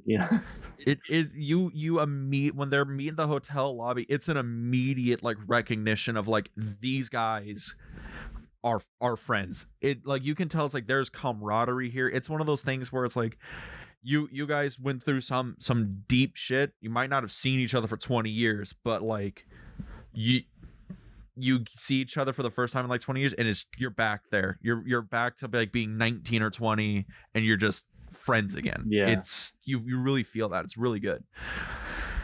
And they all meet up. We meet everybody. There's to go through the cast of characters. There's Jonathan. There. Let's see. There's Norm Lewis, Eddie. He's supposedly the most successful of the group. He owns these car dealerships. He has the cowboy hat on. He's really rich. Yeah. Or something. Yeah. Clark Peters as Otis, who's like he seems to be like the laid back, sensible one of the group. I think he's a doctor too. I got that vibe. I didn't catch the doctor bit, but that's probably true. I believe Isaiah Whitlock Jr. plays Melvin. He's like the chubby guy. There's always a chubby guy in one of these groups, and he's supposed to be like the comedy relief person. He's the truffle shuffle of the group. If we're talking about good. And then the final of the four is Delroy Lindo plays Paul, who's the kind of the black sheep. He's very obviously conservative. They actually make it a point that he's apparently the black guy standing behind Trump and one of the with the sign that's saying "Black people for Trump." Yeah, I believe they even pull up the clip of him saying, what was it? It was like something like, "That's my black guy over there," something like that. Yeah, that's my brother behind me, or something really weird. Something, but, yeah. So it's so I don't know, but there's also a motif where he has his like "Make America Great Again" hat on for like the whole movie, and it's weird because like that hat is like a color clash with like everything else in the movie. Yeah, well, and I thought it was an interesting symbol because I don't think, and I am incorrect because I haven't watched a whole politically charged. I mean, not that I've seen any to that point, but I haven't seen a whole lot of politically charged movies since this presidency, aside from maybe like Get Out. And I don't remember there being any Trump references in Get Out. Have there been any like blatant references to him in other movies? Yeah, BlacKkKlansman. Literally the ending of that movie, at the very end of the last Spike Lee movie, at the end of the movie, he makes a whole commentary about Charlottesville and all that other stuff. And honestly, it's this really weird tonal shift at the end of the movie. So then my other thing, I guess, is like, is there, because I imagine that's another one of his educational PowerPoints that he does at the end of these movies, right? Oh, yeah. Yeah. So that's because I watched all BlacKkKlansman. Also, by the way, everybody, BlacKkKlansman is a phenomenal film. Yeah. Recommended. Please go see it. I recommend practically anything in Lee's filmography, but I'd say practically everything. We'll get to the end of this one. We'll see. But yeah. But I just can't really put a finger on any like characters that have said, well, actually, spoiler for next week, there's actually somebody in Knives Out that is that way, but we will get to that next week. Yes. But I've never seen a MAGA hat on screen, and that was just interesting. And that's that was weird. Like you said, we're not going to get into the politics of this, that, or the other thing.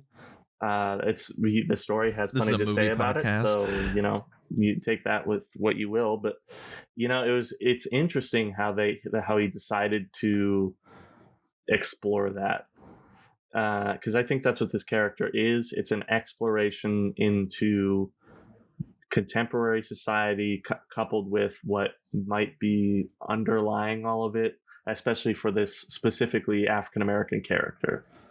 And Paul ended up being my favorite character of the four for what Lee does with him. So that okay, me too. I loved Paul's characterization throughout the film, because he goes from being like this like tortured soul to being this absolute monster to being this like broken man to being this almost Is a I don't know if beautiful art. redeemed It's character. Yeah. I mean, I cannot say this enough. When I say Delroy Lindo's performance in this film, I think will be one of the Oscar performances of the year because it So is good. so raw, so visceral.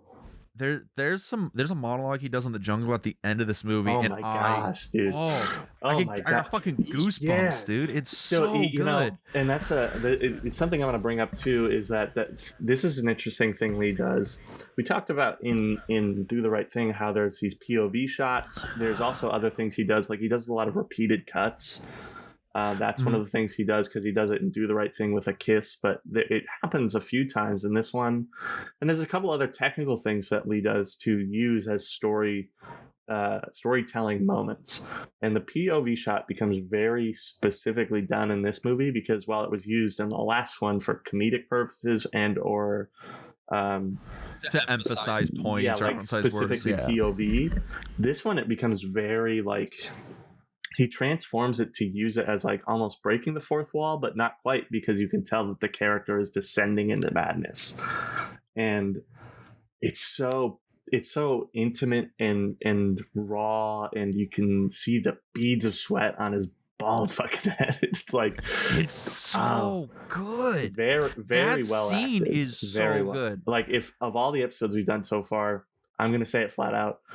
Delroy Lindo's the man to beat when it comes to acting because this one is just wow. It's wow.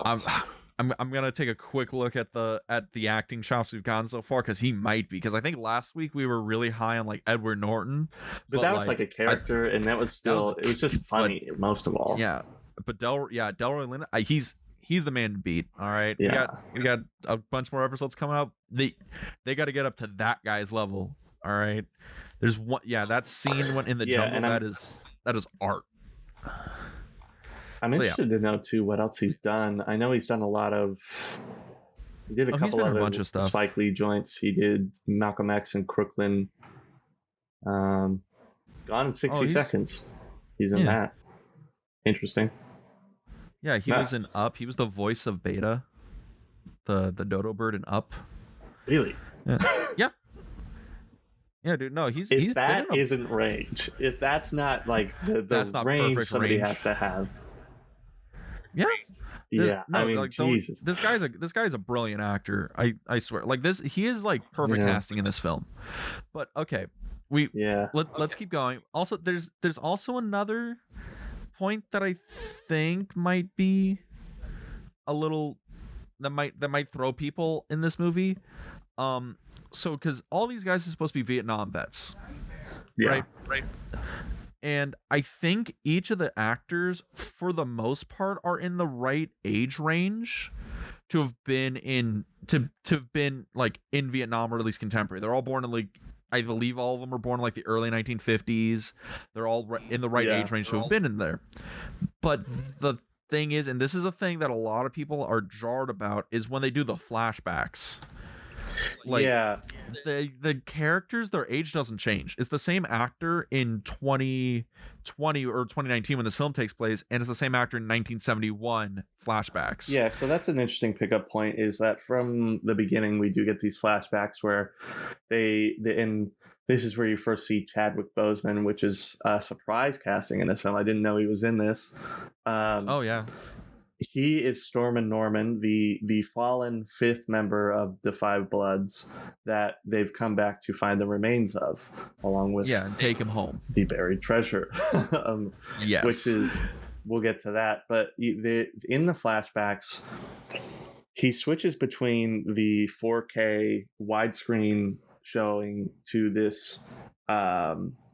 Probably it's like 16 millimeter, right? Yeah, this really dirty 16 millimeter blow up. Yeah, and which I think is a good stylistic choice. I was interested to know whether he did actual film stock or it's like digitally done, because they flow between them digitally, but I don't know if it's just they're able to do that. I'm not super into the editing technique of what that is. Well, from what I understand, is that originally it was all filmed widescreen 4K or whatever, Yeah. and then later on in the editing room, the decision was made that that they were going to transition to the small 16 millimeter framing. Yeah, which That's why in some of the scenes you notice that the framing's a little like off. Yeah, and I like the idea of switching between the two to further define the flashbacks. I think that's good because it also adds to like the style of the milieu of the time.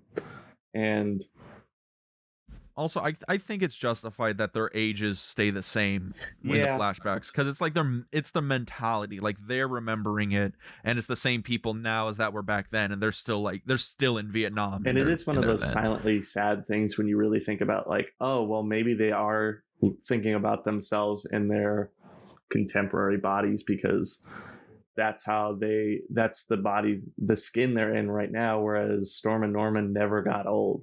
And when you start to realize it's like that's as old as he gets, oh, that's kind of sad to think about. Yeah, when you're looking at it, it's all these like 70-year-old men are like, they're there, they lived a life, and then you see Storm and Norman, who is just this young guy who's just full of life, and that's it. Yeah. He never leaves the jungle. Yeah. Ooh, I got goosebumps on that one. Yeah. Jesus. So if we're going to speak about the editing too, there's also these.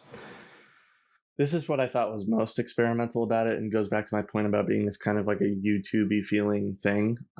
There's a lot of cutaway to pictures, some video, some educational voiceover. I also, for anybody who's going to watch this film, I don't think Spike Lee is an action director. There is some frenetic editing going on during the gunfights. Yeah, there's some interesting. You lose track. Yeah, but I don't know. It's one of those things where I thought there was some interesting value to, like, the gunfights. I thought were interesting. I kind of like them. I kind of like the way they outline the tracers, and they all have the M16s. It felt right. It's just like, there are certain things. Right. It feels kinetic. It feels chaotic. It feels like crazy. It feels like you're in the war zone. Yeah. But it's really weird because like in like Saving Private Ryan, which is the go-to example for like war zone like chaos, is the storming the beach of Normandy, where it's this chaos, it's this insanity, but you still have a cohesive idea of your surroundings. You have an idea of the geography. You understand the motion of the battle. Yeah. In this, there's not really that grasp there. It's there's like a lot of weird editing choices in this film. Like throughout the film, there's some interesting editing choices, and I understand there's some experimental choices. There's some auteur ideological editing choices, but some of them work and a lot of them don't. Yeah, I get what you mean. I mean, that's how I feel about all these cutaways. It's like, I get that we don't know a lot of these black icons, and that's kind of the point, is that you're supposed to be calling attention to these people that are forgotten to history. And I enjoy that. I do, being educated about these. I think that's what some of these more partially based on true stories, which actually apparently it is. There are some cutaways to, at the end of the film, the actual people that these are based on. And but it's just that I also feel like I get taken out of the story for a little bit whenever those things happen, and I start to remember, oh, you're just trying to give me a history lesson. And I don't mean to be so condescending about that, because I understand how this deserves to be educational. This deserves to have its moment to speak its piece, but it was a little bit. There's a point where it's entertain me, don't lecture me. I guess I could just I could feel the road under the tires a little bit, I could kind of, it took me out a little bit. But to move on with the story, we move on from this educational bit a little bit. There's a light opening to immediately there's like a crime negotiation being going on, in that the whole point of this journey for these four guys is that they're trying to recover this chest of gold bars along with his remains, because their final mission as the Five Bloods was they were to recover this payment that was going to some Vietnamese locals, and they had to do it in gold bars, not currency, because of exchange, I guess. And it was a thing where they demanded gold because American currency didn't mean anything, and with the war going on, they had no idea what currency would even be worth anything after the war. yeah, So it was basically done in gold. they have millions of dollars in gold bars in a chest that kind of gets lost in the jungle with his remains. Though I don't, and maybe this is partially my fault, but I don't. Do they explain exactly why they left the gold behind? Oh, because they couldn't take it back. Because after the understand they tour of couldn't. duty, they take that back. They take that shit back to the base and they're like, Oh, "Hey, well, our yeah, mission I to guess that's- recover this, we found it." I guess that is the Yeah. point, is that they bury it, and then, well, that was the plan that Storm and Norman puts forth, right?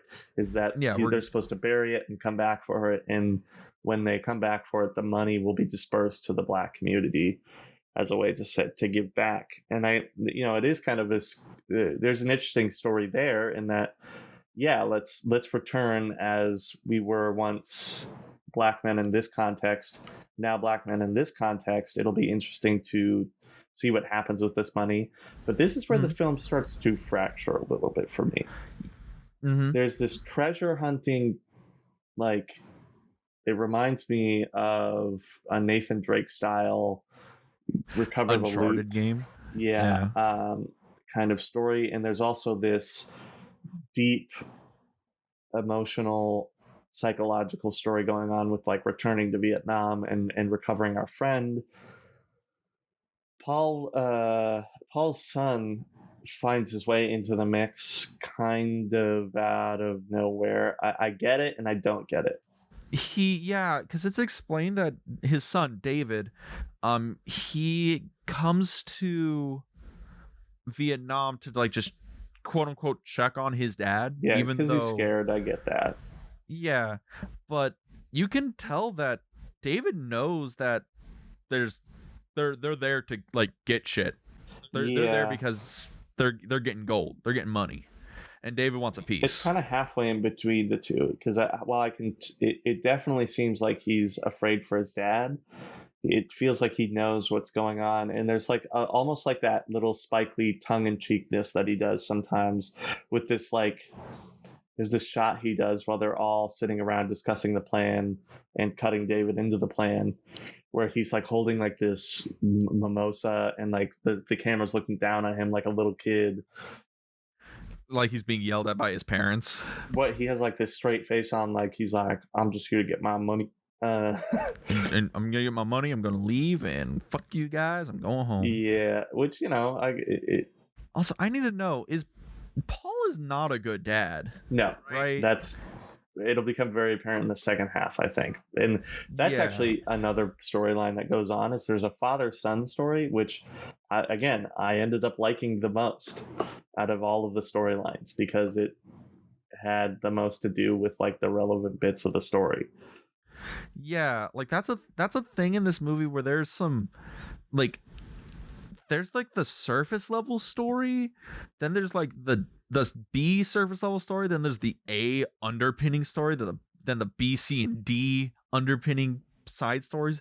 It's weird. There's a lot of ideas and storylines going on in this film that just kind of There's a lot of, like, exist. that world building that was in Do the Right Thing. I feel like Lee tries to do again here, because I mean, now that we know that you've seen BlacKkKlansman and you can kind of speak to it, is there quite a bit of the world building in that movie? Yeah. Well, BlacKkKlansman was, like, based on, like, a guy's actual like memoirs, an actual biography of biography, yeah. And, like, there's world building there. You get a context, you understand, like, the police there, you understand the whole town, you understand everybody in this world. There's a world building to it, but it makes more sense in Black Klansman Yeah. than it does in this film. And I think it's because in Black Klansman there's a lot more grounding than here. And I would be interested to know, because I know that movie was also written on spec by two guys other than Spike Lee, then rewritten for Spike Lee. Yeah. On top of the fact that it is based on somebody's not just life but biography. I'd be interested to know to what level that plays a factor into this, because there's world building in this with those elements where there's a lot of ideas, such as like there's a European landmine finding team that makes appearances and then becomes an important part of the story. There's the father-son thing. There's the camaraderie of this old war troop. There's the PTSD element with Paul. Yeah, there's the PTSD. There's the fact that Otis has a kid in Vietnam. There's that. Yeah, there is. Which okay, I got a bone to pick with that. Like right quick, okay? Does she look like she's even close to 70? No. His like the girl. Yeah, well, so this is what I was thinking, right? Okay, before we get that, so she doesn't look close to 70. Her daughter, does she even look close to 50? The daughter definitely does not. She looks like what, 25, 30, Yeah. if that. Which part of me is wondering, like, maybe this film doesn't necessarily take place in 20. Well, no, it would have to, because the MAGA hat. Oh Yes! my gosh. They timestamp the movie, and then they say, okay, guys, this movie is timestamped at modern day. You had a daughter 50 years ago, because Vietnam took place 50 years ago. That was their last tour in Vietnam. Yeah. The last tour in Vietnam was 1974, and these guys were there in 71. That's when Storm and Norman died. So that would place at least, because I know Paul said his first tour was in 67. So Yeah. that would mean he would have to at least be, let's say he's 17 years old in 67, because that's probably the youngest you could be. Yeah. I feel so like 1970, now that's 50 plus, so he's at least 67. 70. Yeah, everyone in this movie is at least 70, because they Which I guess that makes timestamp it. They sense. serve in 1971. That was 50 years ago. Even if they were all 18, the youngest they could be is like 67. So level if that 66. Level with me here. Yeah. Paul definitely seems older. I'll give him that. Paul seems oldest. Paul seems older and probably fits into 70. I feel like Otis fits into 70. Yeah. Eddie, the car dealer, he seems younger. Yes. Maybe is one of the guys who did the tour in the 70s. Okay, well, first of all, Norm Lewis was born in 1963. So Vietnam ended, he was 11 years old. That's 11 or tough. 12, yes. So that actor, Norm Lewis, the actor who played Eddie, he would actually have been too young to have served in the Vietnam War proper. Isaiah Whitlock, Melvin, okay, he was born in 1954, so he would have actually been able to serve in Vietnam. Interesting. He was enlisted at like 16 though. I 16, think 17. I think Norm Lewis actually plays to the age well enough, so I'll give him that. Yeah. It actually becomes a point of there will be a surprise. Yeah, that's a good way to put it, because we'll get to that. But Yes. There's that moment that will become a surprise. He shows his age quite well. But let's continue to dig through this. They have this negotiation with a French guy who's going to, I guess, smuggle the millions of dollars in gold bars for them into offshore accounts through some means that's not really explicitly. It doesn't really matter. Yeah, His stick is he's taking the money. He's going to clean it. He's going to give it to him. I'm going to actually go out on a limb and say this gold bar situation is kind of a MacGuffin. Yeah, to the it's level of like the briefcase of money in Psycho. It just kind of draws you away from what's really going on. Actually, wait a minute. So there's two like pseudo MacGuffins in this film. Because it's the gold and then it's Norm's body. A little bit. Well, I feel like Norm's body makes it has more to do with the story, because it actually becomes pretty deeply ingrained into Paul's arc. Yeah. And like Paul's the main character in this film. Like, would you say that?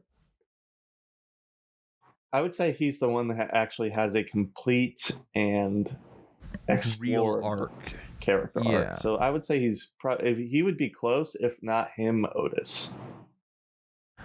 That's the thing with Otis, because Otis, we see Otis at the start of the movie when he meets, what is the actress's name? Man,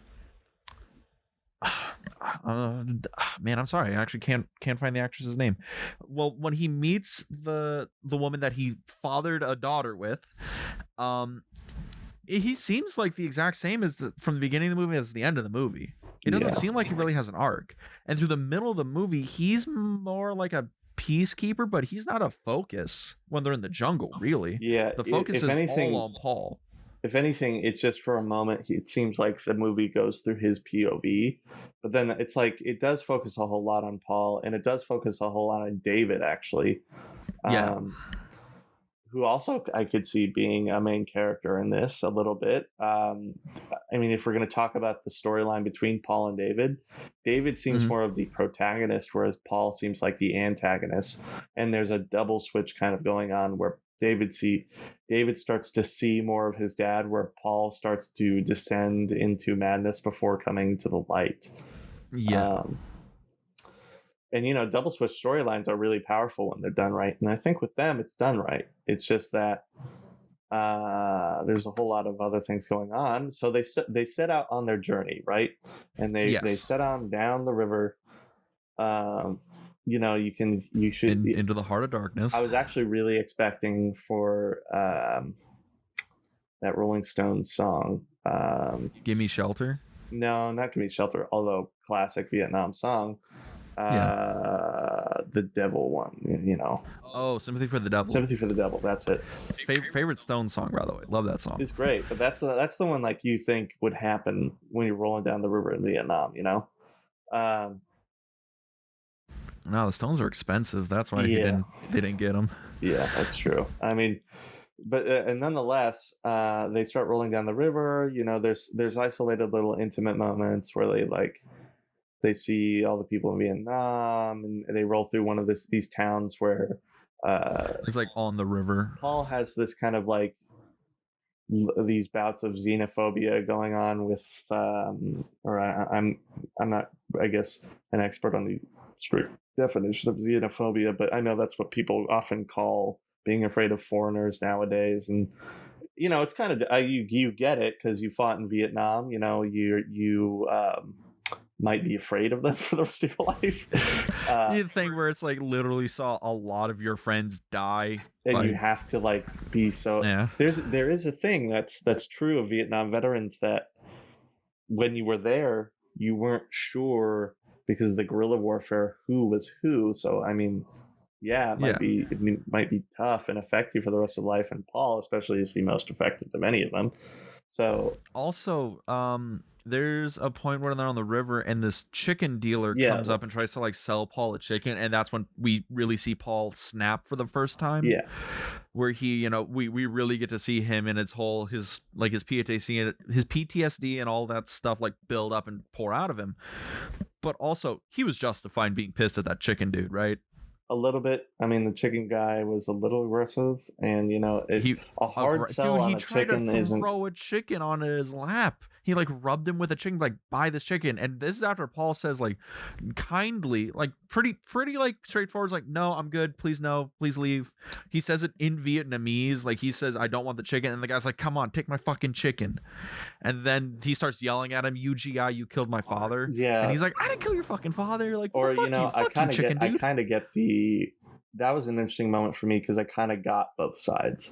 I got how Paul is just pissed off and on edge because of old feelings, but it was interesting to think about the fact that it's you don't often think as an American how defining the Vietnam War, or the America War as they referred to it a couple times, was for that country. And it's something that's often not talked about in the conversation in America about this war, is how those people over there certainly still remember it because it was their defining moment. And this is one of those moments where that peaks out. There are a few moments when that kind of thing peaks out. Because like you said, the guy's like, you killed my mother and father, you GI. GI is kind of a slur for those soldiers that were there that they use. Though it's another one of those slurs that like kind of has no effect because, well, they were GIs. I mean, what do you? They're not ashamed of the fact that they're GIs. But and there's another moment earlier too where like two guys who apparently fought for the Viet Cong bought them drinks at the bar at the hotel. Yeah, and it's one of those things where it's almost like they're, it's like old war bygones be bygones kind of thing. Yeah. And it's like the okay. other three of the group can let it be bygones because there's this element to which everybody understands we were all fighting a war for which none of us really wanted to fight. And that's often a theme in Vietnam films, is like, we're here because we're here because we're here because we're here, like with World War One. Yeah. But Paul being affected by what we'll learn about later, can't let it go, and that's that. I think this is really where it starts to set off his story. Yeah, when he has to really confront like the people of Vietnam and like that culture. Yeah. And his emotions and his thoughts on things become undeniable, and you can't really turn away from them. Well, they continue on down their journey to the river, and they get kind of to the land where they're going to be setting off from. And David tries to sling some game at this French hottie at the bar, and she's apparently, for a living, deactivates and decommissions mines in the jungle, which is like, okay, that's definitely that's humanitarian. This ain't no Dolly Parton cool. 9 to 5, that's for sure. That's some real shit. That's some real shit. And also, did you find it weird, like Heidi and the other two guys who are, let's be real, are almost nameless, that they're like, hey, yeah, we're deactivating bombs in the Vietnamese jungle, and then they come up later almost like kind of out of nowhere? A little bit. I do feel like it was one of those things planted to make sense, but I like the connection that her name is Hetty and then David have. I do generally think there's an interesting thing to be had there. It feels a little bit like a shoehorned love story, but at the same time, it's not necessarily a love story. Did you think they are? That I felt like that's what they were trying to do. Like at the end of the movie, like they were trying to build it up to where David and Heidi would get together and be this happy story. But there's like, what do you think there was chemistry there?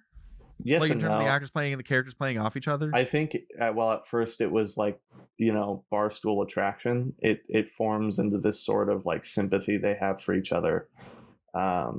In that David probably feels ashamed of what his father got them into, whereas Hetty feels sympathy and empathy for this poor kid who's like losing grip on his own family and traveled all this way just to watch his father basically die. Yeah, that's getting ahead of this though. This movie it's really non sequitur, but we'll keep going. Yeah, so after the bar scene, they set off in earnest on their journey into the jungle. The tour guide that they've been escorted by up to this point lets them go out of the SUV, and they continue hiking into the jungle. And this is kind of where the story has like a little bit of a lull. And that they explore a couple things. There's like Paul being paranoid in the forest where he thinks he hears something. There's Otis, they think, has an Oxycontin problem, even though he got it from the VA for his hip. And the dude definitely has a hip problem. I don't think he's addicted to Oxycontin. Also, that is one of the weird things that he does that I didn't like. This makes zero sense. So they feel like, oh, you got an Oxycontin problem. Like they're obviously bullshitting with him, and he's like, I don't got shit, and he throws his fucking pain meds away. I just think like that's the busting balls that is kind of common. No, I get that. You Like, know, they're busting balls, but this guy's like, yo, I got a hip problem. I'm 70 years old. I'm trekking through the fucking jungle, and I'm gonna throw away my hip medication. yeah, well, it's kind of subtle, but in that moment, he says, "I don't need this shit," and I don't think he means the medication. I think he's just like, it's one of those I don't need these stereotypical guys. old man, "I don't need this shit" kind of things. But he pours out the oxy on the jungle and just leaves it there. Yeah, I mean, all these characters have points of pride. I guess. But it's kind of Gonna interesting that regret they that in a mile. It's just interesting that they wouldn't explore that a little more, you know? Yeah. Because they explore Paul very deeply. They explore Eddie a little bit more into the film. Melvin doesn't Yeah. really have anything going on. He's very happy-go-lucky, go with the flow. He seems like he's almost non-affected by this. Yeah, he a little bit. And Otis, It almost it's seems like Melvis is like, this is my vacation, yeah, it's right? But that's the thing, is like Otis has now two things that he could use for his character. He has a illegitimate daughter that he left behind with what is potentially either someone like one of those, like the stories you always hear about, like the Vietnamese prostitutes who would like lure soldiers. I kind of felt like that's what was going on, or it could have just been like a hookup with a woman in Vietnam. As you know, if you've ever had a Vietnam veteran in your neighborhood, they might have an Asian wife, and you can only guess where they got her from. You're weird. I had one of Okay. those, and it was a little interesting to think about that dynamic. But you know, we find love in interesting places. Life happens. Yeah, But again, that's another thing that I just can't get on, because I'm like that woman looks way too young yeah. to have ever been alive during the Vietnam conflict. That's- and I looked I it up. mean- She's only like 40. That's what By mom the and way. skincare can do for you, I guess. I guess, man. Good on her. If that woman is 70, she is the youngest 70-year-old on the planet. Yeah. So so Otis has those two things, but they never really get into it. You know, things are kind of stay pretty light for him, while everything around him turns to dust. I guess up until really the midpoint of the movie, where they start to find the gold, because they GPS track the site of the crash where the gold is supposed to be and where his remains are supposed to be. Fine, that's good. They find the gold. Explain how they find the gold. That's the real key here. I'm glad we both had a speed bump with this, because I did. And they find the gold because they're near the GPS site of the crash, and David has to go make a deposit, as he says. He marches down the hill a little bit, and at that moment, I'm sitting there, because it will definitely become a point at one point in the movie, thinking, are there not like mines all over the hillside? I thought that was the point of what they made with Hetty. I thought David was going to get blown up right there, but Oh my god, I thought the same thing. Yeah. Like, it's one of those Chekhov guns things where they bring up, oh, there's landmines all throughout the jungle, and I'm like, oh shit, is this where David dies? Chekhov's gun is actually a perfect way of putting it, because there's literally a smoking gun introduced where you're like, the gun's going to go off at some point, and I have no clue when. Which is also kind of interesting, because it speaks to how Vietnam probably felt like. I mean, you're in the jungle with your buddies, and the gun's there. It's just a matter of when it's going to go off. Yeah. But oh you know, my god, he just ends up, he gets to the bottom and squats down, and he goes to start digging out his little porta potty, and he digs upon a gold bar. Also, by the way, it's not like he goes next to like a thing that is like, oh wait, that's the fuselage from the plane that crashes, or it's like, oh, you know, that's the marker. Literally, it's just at random. Yeah, he just walks like or the thing 30 paces down and just hits the gold bar. Yeah, the thing I thought about after the fact is he's uphill from the valley in which the crash site was. So I'm thinking, how did Rains make it so that the gold got uphill? Like, that doesn't make a whole lot of sense. Well, okay, because I thought that it got buried like somewhere up into like the tree line or whatever, because obviously they're not going to leave it like next to the plane, because if anybody else comes over and checks the plane, they're going to find it. So, but that was another thing. So they bury it uphill, and they're like, oh yeah, there was a mudslide that, because the explanation as to why they came now was that, the reason they didn't just go right after the war, like in 1980, to pick up the gold and to get Norm, was because that there was a big rainstorm and the jungle overgrew and they just couldn't find it. Yeah. Like the military, they lost it. Yeah. But then a mudslide happened and it uncovered the tail of the plane. And they're like, oh, we'll be able to find the gold, and we'll be able to find it in the hillside. And I'm like, guys, there was a massive mudslide. That gold is probably a half mile away from where you think it is in any direction. Well, yeah, because the implication is that the bottom of the chest got rusted out, and that's how the gold washed out of the chest. Got poured on the side of the mountain. And this next 5-10 minutes of the film is dedicated to them basically walking around with the metal detector and finding gold. This is where the film feels super lighthearted and super Goonies, because it's basically them just being like, hey, I found it over here. I found it over here. I found more gold. I found it over here. Also, that entire scene, I am on edge like a motherfucker. Every time Melvin ding ding ding ding dings. Oh, there's another one. Is that the fucking landmine? Is that where we die? Yeah, and nothing really happens, because there's a moment where it's teased that there's some guys in the tree line with guns that won't come in for another at least 20 minutes.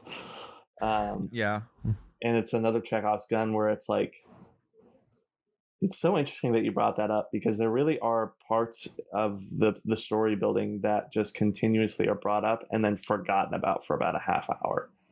Yeah. And it almost creates this feeling of discomfort that I can't tell if it's intentional or not. Because if it is, actually, good on you. It does a really good job at making me feel the discomfort that I'm sure being in Vietnam makes you feel. But if it wasn't intentional, or if it wasn't intentional, that's kind of interesting. You know, it's not necessarily something I would say it's boo on you, Spike Lee, because I can't speak ill of Spike Lee. I'm not a multi-million-dollar box office director, but we're just some dudes talking shit on the internet. Yeah, but it's just, I would find it interesting if that was not intentional, because of the serendipity that it causes. Anyway, so the next part of the film is basically they've got the gold, it's in the backpacks, and they're walking out of the forest now. They're walking out of the jungle. Another point of contention: all these guys are in their 70s, except David, who's probably 30 at 30. I believe mid-30s. Yeah, that lines up. Yeah, so they're all walking through the jungle. They're all 70 plus years old. Otis has a bad hip. They're carrying hundreds of pounds of gold bars. Yeah, because this is not, also everybody, this is not a small amount of gold. This is a lot of gold. This is how many? How much did they say it was? It's $45,000 per bar, which is for the first thing. But then I think the distribution had to have been, the width was 3, the length had to have been at least 7 to 10, whereas the stack had to have been at least 5 deep. So if I can do some basic math real quick, because I failed statistics, but I can. Well, 35 times 3, that's 105, I think. I'm gonna say that the row was at least 10, right? Yeah. We said that it was 5. That's 15. There's at least 150 gold bars. Yeah, 150 gold bars. Each one of them, they're solid. They're solid gold. Yeah.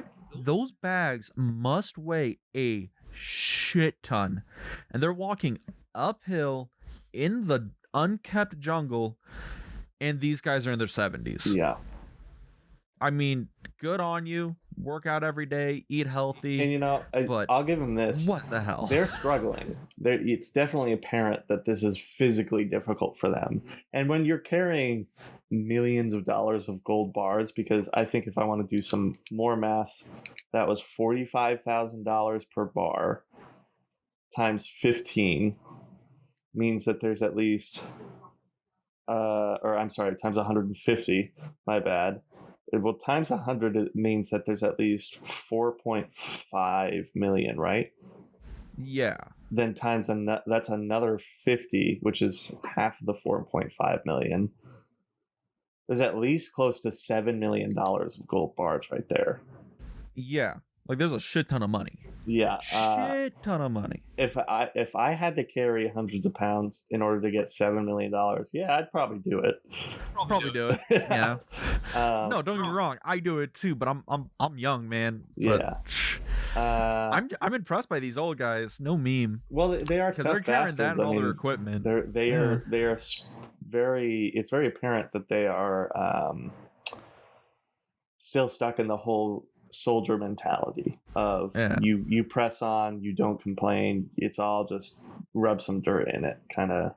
Rub some dirt, builds character. Yeah. So, but this is the section of the film after the midpoint where the tonal shift begins. In that, Paul really starts to descend into the heart of darkness, and he is full blown like greedy. This is my money now. I'm not giving it to anybody. He's been untrusting of Otis's contacts. They're just supposed to get the money out of the country for him. He's becoming paranoid about shares. He's becoming increasingly cold towards David. He's getting abusive towards David. Yeah, like he's getting to be more paranoid about the surroundings. And then the bomb goes off, quite literally. Yeah. Also, everybody, spoiler time ahead. Yeah. Be prepared. I think it should be fully apparent that, like we do every week, we ask you to watch the films before coming and listening with us. And, because this is a new movie, this is the newest movie we have done. This is the only new release we've done. I can understand that spoilers are going to be a frequent thing on this podcast, but this is one where it will be a little spoilery, and I encourage you, really go watch this movie, because this movie does a fantastic job at surprising you first and foremost, because of what we've been watch it. You'll get some interesting ideas out of it. We'll get to the likes and dislikes later. I think we can both agree that it's worth a watch. I mean, yeah, I give you that. It is worth a watch. Because if not the subject matter, it's really good at making you feel uncomfortable. And yes, if a movie can do that, it's worth watching. I mean, there's entertainment value in that, and this next moment really, really, really gets you. Yeah. So Eddie, after revealing that he is broke as hell. Yeah. He's lost all his money to divorces, lost all his money to bad investments, all the car dealerships that he owns are apparently he doesn't own anymore, and that he wants to use this money and give it away. He doesn't want it for himself. And then he steps on a landmine. Yeah. And you've been dreading it. You've been thinking about it. Like we said with David, we thought it was going to happen, but every time they scanned over the mountainside and the metal detector went off, you freaked out. Yeah, and it finally happens out of almost nowhere, even though right before it happens, it like a bullet through the head, like hits your skull, and you're like, no, because he's like stumbling backwards, and you're wondering, why is he stumbling backwards so much? I mean, and you can kind of tell the intentionality of the moment, but he finally steps on it. I thought he was going to fall down a hill, to be honest, or something. And I don't know, it was just like it caught me way off guard. And I think what really gets me is the following moment where they show him, like, oh yeah, I can't tell if it was like special effects and prosthetics, but like it's a tough image. Yeah, so the image, it's Eddie, and he's lying in this hole in the ground from the explosion, and he is messed up all the way. Legs gone, arms gone. Half of his body really is gone. Yeah. And he's screaming bloody murder. And like I said, they show it. They have no problem showing it, and that's, I think, the point is that they want to show the tough reality of Vietnam, both then and now. And it's kind of hard to watch. Then I know they want to make it hard to watch, but it's like gross out, but in not in a entertainment value style way. It's very woof, But yeah, so and Eddie dies, and I'm over here being like, wait, Eddie was making some good points. I was kind of digging Eddie as a character, Yeah, mostly because this is the first time he's had any dialogue in the jungle of substance. that's true. Aside from like at the site where he reveals he's broke, it's like I think it kind of gets to this point of like how they really want to hammer home there's no justice to any of this. As much as you want to hope, there's no justice at the end of the story. And kind of like what was apparent in Do the Right Thing. There's some of this stuff doesn't get resolved because of the reality of what it is, and this is one of those moments that you were really hoping that Eddie was going to be able to do something, and then yeah, he just kind of left. Didn't. Because that's the other thing that immediately comes after this moment is I feel like that it was kind of unaffecting for the rest of the story. Yeah, like it was almost like they did, like he died, they buried him, and they just kind of forgot about him. Also, this is another thing. They spent however much money, they flew to Vietnam to get Norman, which, okay, right before this scene, so they did find Norman, Norman's remains, they put him in a pack and they're taking him home. But, well, are they going to take Eddie home? Because they buried his ass in the jungle. No, yeah, they buried him. And I think the implication is that what they're doing here is already illegal because they can't smuggle what is technically stolen funds. Because, I mean, in the 70s, they're stolen funds. That's the plan. And doing it now is technically, they're going through the gambit of smuggling money, money laundering. I'm sure to some extent there's some Vietnamese laws that are probably being broken. Yeah. There's a lot of stuff that they're going to have to do with this, and if they can't just casually say, "Oh, we were going through a hike in Vietnam to," well, I guess they could say, well, they got approval to go because like the cover story for the remains, is to get the remains. They want to recover Storm and Norman's remains from Vietnam. That was the cover story, and I'm like, they said, we were going through and we recovered Storm and Norman, and Eddie stepped on a fucking landmine. Like, it's tragic, but they could have taken him home. Yeah, maybe I could see how it might call too much attention to what they're doing under otherwise, Yeah.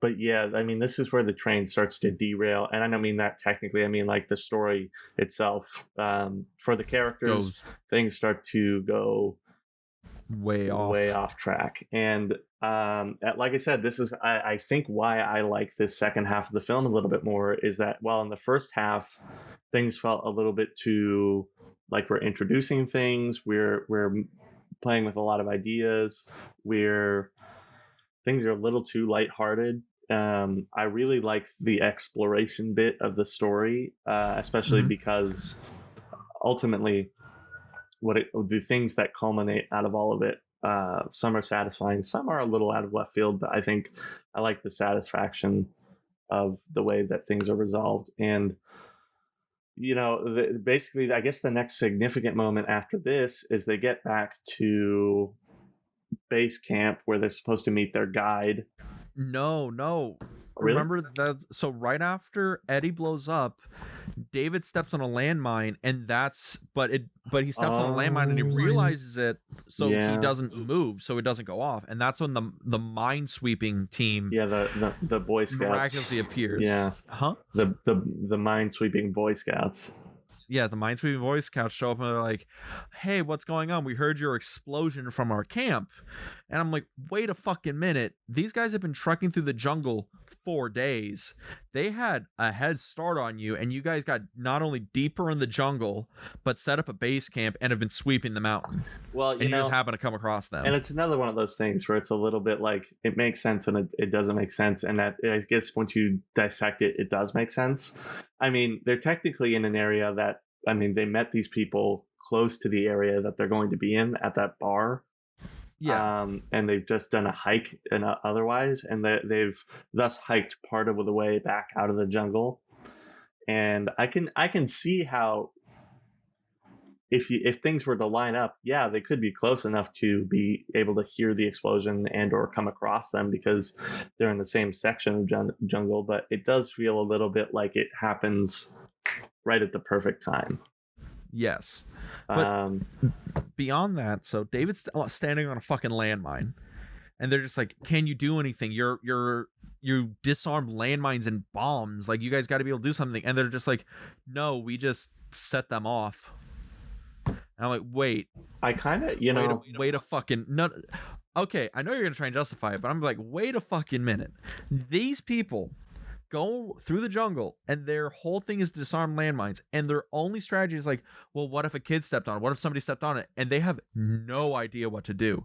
This Hetty's plan is just, well, we'll just have him step off of it. Maybe it's a dud.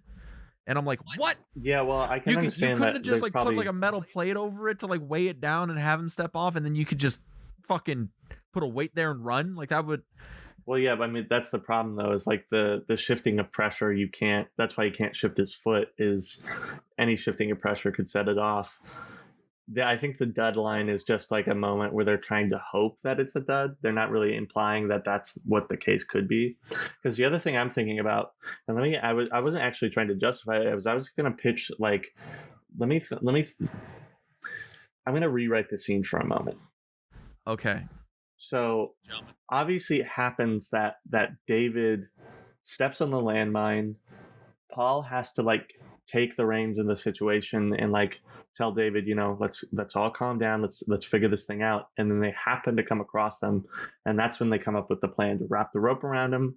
They're gonna pull him off, which is I was kind of surprised that would work. But I guess in theory, like if you time it right and you run away from the explosion, the concussion might, because you're going in the direction of the explosion, might just flow past you, because all that is like a wave of energy, I guess. The other thing is like, I mean, I get that, but I thought they would also, all of them would be like, okay, so we're gonna give a lot of slack at the beginning, and then we're gonna run as fast as possible holding this rope, and David's gonna just get flung off of it, because it just looks like they yank on him. Well, yeah, like, to give him a little bit of extra velocity. But so this is what I'm suggesting, because this is also a really important moment for the father-son story, right? This is an interesting moment where David and Paul have to sit there and say, and Paul recites this thing to him where it's like there's this famous long jumper or hurdler who ran a race and ran 13 steps between the hurdles instead of everybody's average of 15. And he, what are you going to do, son? You're going to fly. It's like the classic father giving the football to the son and being like, you're going to throw that football as long as you can. They make a really interesting father-son connection. But like that moment was actually kind of heartwarming. But here's like, what I like that moment, and I do like that moment. But I'm suggesting that instead of the instantaneous one after another moments, I would have liked to seen this sort of this testing of this marathon of faith between a father and son, where maybe David has to stand there overnight until they can really figure out what to do here. Because they've had to deal with these things in Vietnam, but up until that those mine experts came, they weren't really sure exactly what to do. Yeah. So they're like, okay, we're gonna figure this out. And there's hours go by into the night, and they have to set up camp. And David has to stay awake, and the father has to stay there with him and build up the strength in his son so that he doesn't lose his son, because Paul is very afraid of losing his son in that scene. And that's when, after hours, the team actually comes across them, because then it doesn't seem so perfectly matched. It seems like, oh yeah, they might have come across them if they'd stayed in this one spot for a little while, and they're in a minefield because they might have mapped out the minefield. And that in the middle of this marathon of faith, because Paul is put off by this team of people they come across. He thinks everything is a double cross. He thinks everything is conspiracy. Not to be a smidgen political for a moment, but kind of like a Trump supporter might be. There's an element of conspiracy on that. In that, water's turning the frogs gays, guys. Just wanted you to know. Love that soundbite. It's my favorite out of context conspiracy joke. That's so internet good. History right there. But love it. And then that might add an extra bit of oomph to the paranoia of like, I have this handled. He's my son. And then there's also this conspiracy element going on it.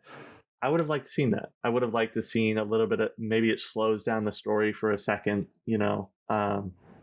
I think that would have worked way better, to be honest, if it was a thing where it's like David stands on there and he's like, "Oh shit, what are we gonna do?" And like they come up with like a plan amongst themselves, and they're like, "Well, we can't fucking do that." And Paul's just like, "Look, we ain't gonna leave my fucking son. We're gonna sit our asses here until we figure something out." Yeah. And like that, and then he talks to his son. He's trying to keep his son, like awake. First of all, like if they're standing there for hours and hours, he's just like, "You're gonna be okay. You're my boy. You're not gonna go. I'm taking you home." Like that would have been like the thing where it's like if he just said, it's like, "Look, you're coming home. You're not gonna be like all those boys in Nam. You're coming home." Like that would have been like, I think that would have just been a much better like use of that scene and that tension. Yeah. But yeah. But they're successful. They pull David off. It is kind of nice that in the middle of and after that one moment of Eddie being blown to smithereens, to put it lightly, that we get this victory. It did feel good. There was a moment of relief, which is nice. But yeah, that's when I was getting ahead of myself, they finally get back to the guide. And they're met with that team of gunmen that was watching them in the forest, who happen to be like these outlaw radicals, I guess you could call them. Vietnamese something, yeah. It's not really sure what they are. They work for the French guy, Jean Renault. Yeah, I think there's some sort of connection, which is interesting that actually came through. It was just this point of paranoia for most of the film with Paul, but I was surprised that was actually the case. I thought they could have just gotten away with like the team of radicals being the antagonists, but I don't know why the French guy really had to end up being the bad guy. I'm over here being like, are you serious? Paul fucking called that? Yeah. What? Although I can kind of see Paul's built out as being crazy. I can kind of see how it plays into the theme of the film, and that they're all fighting the white man's war. You know what I mean? Yeah. Because that's kind of like a lot of the point they make about why the Five Bloods were over there, is they were fighting somebody else's war, which is a lot of what people say about the Vietnam War anyway. And it's this interesting twist on that point. But there's a gunfight, really kind of interesting standoff scene actually. I kind of liked it. Very visceral. The action is very not fluffy like an action movie. David gets shot in the leg. People get blown up. People get shot. Also, Paul has not lost a step since 71. Like this, he guts a dude with a buck knife. Oh yeah, I could totally see him as the kind of guy that goes to gun range and like constantly practices knife stuff in the back. He seems like the kind of guy who like tries to keep that up, Like Paul looks like the kind of guy, he just never stopped training. Yeah. He got home and he goes out at night and he's like digging foxholes and shit. Yeah. And then that's the moment after all this that Paul starts to go on. Well, he actually legitimately goes on his own after this. Because I guess the group wants to go to an abandoned temple to hold out. Yeah, so the implication is that they fought off the gunmen, and in the fight, the gas tank of the car gets shot. And while I was sitting there thinking, oh great, the car's going to explode, I was at least relieved to know that wasn't the case, and that the guide was able to plug the hole or something like that and say, well, we basically have this much gas. We can get back to the temple ruins, I think is what they say. Yeah. They're like, I guess we could hold out there until we're able to get more help, because now we're being chased down by these gunmen, which, again, justifies them as just the baseline antagonizing force. But again, I get the whole Frenchman thing. And that's where Paul finally is like, I can't really, it's tough, because like this is where he starts to like get nonsensical. But he's kind of right. Yeah. Which is the thing that I'm really conflicted about a little bit. Which is well, it's like it's weird because like he's right in being paranoid and that there's a lot of trauma going on, and obviously based on again things we'll learn about a little later in the movie, his emotions are probably peaking. He's probably feeling a lot of guilt, as I'll put it, and it's manifesting in this like I need to get away from everybody kind of thing. And they basically go their separate ways. Paul, screaming gospel, walks off into the forest, whereas they continue down the road, still on their mission. Now, we should preface like the reason Paul wants to go into the jungle is he's like, well, if we go to the temple ruins, then they know where we're gonna go, hold out, whatever. But if we go through the jungle, we can hit this river, and we can just follow the river down to this village, and from that village we can just disappear. Yeah. And I'm like, and he says that, and I'm like, wait, that makes a lot of sense. But then there's the whole thing where it's like, well, David was shot in the leg, so that's kind of not an option. Like they couldn't take David, his leg wouldn't take it, right? Yeah. And I'm like, you guys can make a gurney, like you can have the you guys can like carry him. It is one of those things where it's tough. It's a tough decision to make. You can really tell, and especially with Paul has been the whole group has been seeing Paul kind of descend before all this, and this is where he really starts to like the wheels come off the bus. Especially when he walks off into the forest, he's literally screaming like Bible verses. Though I walk through the valley of the shadow of death, I shall fear no evil. And, like that shit. Yeah, and it's jarring, and in the eyes of the characters, I'm sure is certainly jarring. And I can understand why they might not want to walk off into the forest with them. Now that he's armed with an AK-47. He's especially distrustful still of this group of, landmine people. One of which was just blown up. He also steps one of the guys in the group of three landmine. I didn't even. We called them the landmine Boy Scouts. Yes. He steps on a mine right before all of this goes off. There's an argument. He runs away into the jungle and like right off the road, like a foot off the road, he steps on a landmine and explodes and dies. Yeah. And I'm like, wait a minute. Woof. You mean to tell me you guys didn't clear the road first? Yeah, it is a little. What? It does seem like a frequented spot. This is where they're supposed to meet up. You'd think that at this point, some places would have been figured out by now. But at the same time, I can understand how, it's a jungle. You can't really comb the jungle for everything. That's true. That's true. But yeah, so he blows up. And this gets to my favorite part of the film, this cross-cutting between Paul and the rest of the group. That is a little stilted at times, and the time that is spent between the two is a little short. I would have liked it to be a little longer on one side and a little longer on the other side before cutting back between. This, I feel like you could take Paul's story arc right here and make it its own film. I mean, it's so interesting and so raw, like we were saying. This is the moment where we start to see those like POV monologues that are just like poetry. It's like interesting. I don't know. It's everything about Paul's character is just laid out like before you. He just opens his chest and just shows you his heart, and it's so good. Yeah, like it makes me mad at the rest of the movie more. I'm like, wait, this guy's acting is this good.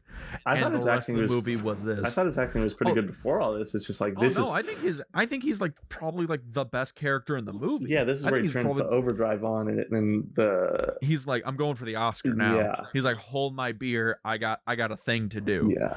And I mean, I think it speaks for itself. I would recommend, again, going and watching it and seeing it for yourself, because there's not much more we can say. It really is just like him on his own, walking through the forest, speaking to himself, continuing to struggle on up until like the climax of these two crosscuts, where basically they've gotten to the temple and they're getting ready to hold off against the group that is going to show up and try and steal the gold. And there's a moment where Paul, because the gunmen go back to the site of the shootout and split up, going after both. And Paul obviously wandering out in the middle of the forest, you definitely know he's going to be caught. You think there's going to be a little bit more of a struggle, but an interesting moment happens. Yes. So the climax of his story arc. So the climax of Paul's story arc, he's out in the jungle. He gets bit by a snake, and he's dealing with the snake venom. He falls down a hill. He loses the gold. He loses his gun, and as he's wandering through the forest, as he's losing his mind, he sees Storm and Norman before him. Yeah. And Storm and Norman says, "It's time, blood. You gotta face what you did." And it's revealed of what actually killed Storm and Norman, which I'm just saying, I fucking called it. Yeah, there was a point at which, in one of the previous flashbacks, Paul says he just kind of brushes off that Norman is KIA in the middle of that gunfight, and you kind of there's a seed of doubt planted in you where it's like, that seems pretty brushed off. I don't know why it seems so nonchalant. I called it at the chicken dude. Yeah.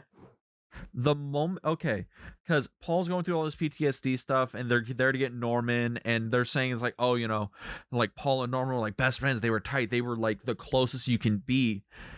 And then at the chicken dude, you see him like freak out, and he's having that whole like flashback, that anger, and I'm just like, yeah, he killed Norman. Yeah. I'm like, the only way this makes sense for his story and for the stereotypical story arc for him to make sense is that he was either directly involved in Norman's death, or he blames himself for Norman's death for something he might have done. I can see where you're coming from. And I've seen enough war movies to call this. I'll give you that. I know like long enough. I can guess the endings of war movies. Yeah, but I really made a note of this. That this catharsis moment between him and Storm and Norman was just like, it was so good. That was the pressure valve release we've been waiting for in this movie, because it's so cathartic. The moment where he finally accepts what he did to Norman, as well as, I don't know. It's very, very powerful moment. And again, I applaud both Chadwick Boseman, who plays a very interesting character, and my main man, Paul. Delroy Lindo. Yeah, Delroy Lindo. Very, very powerful performance. And that's kind of it for Paul. After this, he gets caught by the gunmen, and he's at peace with what he did, and you can really... They make him dig his own grave. Yeah, that's really dark, but he's at peace. Yeah. He's just singing hymns and trying to level with compassion to these people, but they just shoot him dead, and they unload. They plug him. They plug him full, and he is all the way dead. There ain't no sequel for Paul. It's oddly satisfying in that you like that you feel sympathy for Paul finally. For a little bit, you didn't feel so much sympathy because he's kind of a son of a bitch, and now it's like, now that he's able to accept what happened and he's going to die at peace.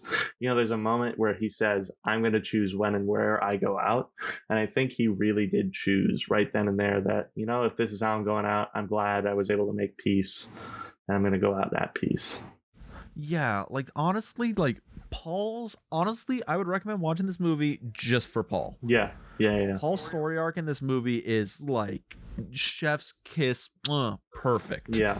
And you know, that's really where it feels like the film kind of ends, except for there's about 15 minutes left. There's a little bit more than 15 minutes, but yeah, like Yeah, that's where the because movie. you know, there's a Yeah. final. I'll admit it. I kind of like this final shootout that they have on the other side of the crosscut. It's pretty Mhm. cool. I mean, a Range Rover flips over. A lot of people get shot. Unfortunately, Melvin jumps on a grenade. yeah, Poor Melvin. and that's too bad because you love him, and that's a brutal way to go. I mean, concussion grenade right to your belly is oof. And Otis is the only survivor left. He gets shot in the shoulder, but that's about it because. Well, okay. Well, Otis is the only surviving member of the original Five Bloods. Oh, like yeah, David I mean, and that's true. Yeah, other people are still alive. So. David is still alive. Hetty's still alive. Simon is his name, though it's never explicitly said that his name is Simon. He's the chubby Boy Scout. Is still alive, and the tour guide is still alive. Thankfully, I actually really liked his character. I liked him too. I thought he was actually like really good. He gave a lot of context to like Vietnam and like that culture and stuff in the movie. He's just one of those characters where you know it's like in the story, it's not why you don't like him because of the story. You like him because he's a guy you could get along with. You like him because he's like the actor makes that character good. But that film that side of the story kind of wraps up after the action, and then there's like this epilogue where and this is what this person is doing now, and this is what this person is doing now, and this is where the money goes. This is what's going on. It's very end of Breakfast Club where it's like this is the checking in with our characters moment, because Otis basically goes back and meets his daughter, which is something you did not think about for the entire film. You were giving a shit about this. I mean, it's nice that happened, but nobody. Also, what's the end thing here?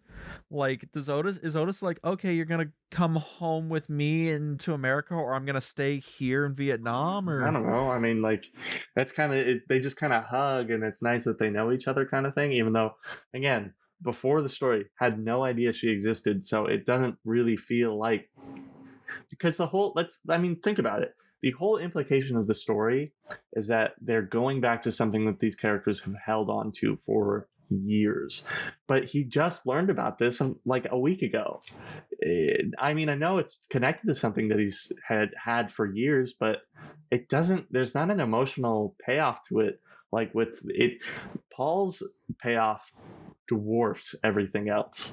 And while I can say that's the double-edged sword to it, in that everything kind of suffers from the intensity that storyline has. That storyline is really the meat of the film. And, aside from that, David goes back to the U.S. and he goes back to his teaching job, and you got to feel for that guy because after all the shit he's gone through. Right. Has no idea where his dad is or if he's alive, has watched a man be blown to smithereens twice, 3 times, almost really. Died. Yeah, 3 times. He almost died. Yeah, he got shot and had an infected wound, which I'm surprised he didn't fucking lose his leg. He also killed a man in the jungle. Yeah, he is technically a murderer at this point. I mean, there's a whole lot to think about. There's a point to be made with how the money they made from the gold bars does go back, as Storm and Norman wanted, to the Black community. There's a big donation made to the Black Lives Matter movement, which is nice. Thinking about it, though it's fake, it's nice. It's also like I'm just throwing it out there. Like, it almost seems like that was a side cameo kind of thing, because I don't know, it just seems kind of weird. Like how it was shot. Like, it seems like it does kind of seem shot like it's supposed to be real, like a documentary style thing. Well, not even that. It almost looks like that scene in particular, like Spike Lee was like, "Oh shit, we should put this in the movie," and he like realized that like the week before production ended. Yeah, kind of thing. It feels like something that would be shot for like Facebook. I think that's what it felt like, and I didn't have a problem with it, because I get like that's what he was going to make the movie for. Ultimately, is he was going to make the movie in support of, again, African American and Black themes. And of course, Black Lives Matter was going to make some sort of appearance at the end of all Cameo? this. Yeah, and it's nice. Like, no, I don't care about that. Like, I think it's good on him. Yeah, because because he has a platform, use it. But and it does pay off, like what the gold bars were supposed to do based on what this character Stormin' Norman wanted it to do. It was supposed to go back to quote unquote our people. Yeah, he's supposed to go back to the Black community. Yeah, and it's nice. There's another. This is the one that got me because, like I said, the Black Lives Matter thing. It's nice. It feels good. Feels organic in the film. It's just shot kind of weird. Yeah, and like that's the thing I'm getting at. It's just shot kind of weird. Yeah, and the donation made to the. As we said, the third man of the Landmine Boy Scouts, Seppo is his name, gets blown up. Yeah. And there's Hetty makes this foundation, which is the Seppo, whatever his name is, Memorial Foundation, dedicated to recovering landmines and dedicating removing bombs and improving the lives of people affected by this. And it's just one of those things where it's like, I still don't quite understand why that was a bigger part of the film, Yeah, like that, like I get it. It's like, okay, landmines and bombs and, undetonated landmines in Vietnam. I'm like, that's a problem. I understand that's an issue. Yeah. But in this movie, it is tacked on. Tacked on is a good word for it. It does feel a little tacked on. And obviously, in order to just push this right to its very end, we end the movie just as we did with Did the Right Thing with another quote from, I believe it was MLK, right?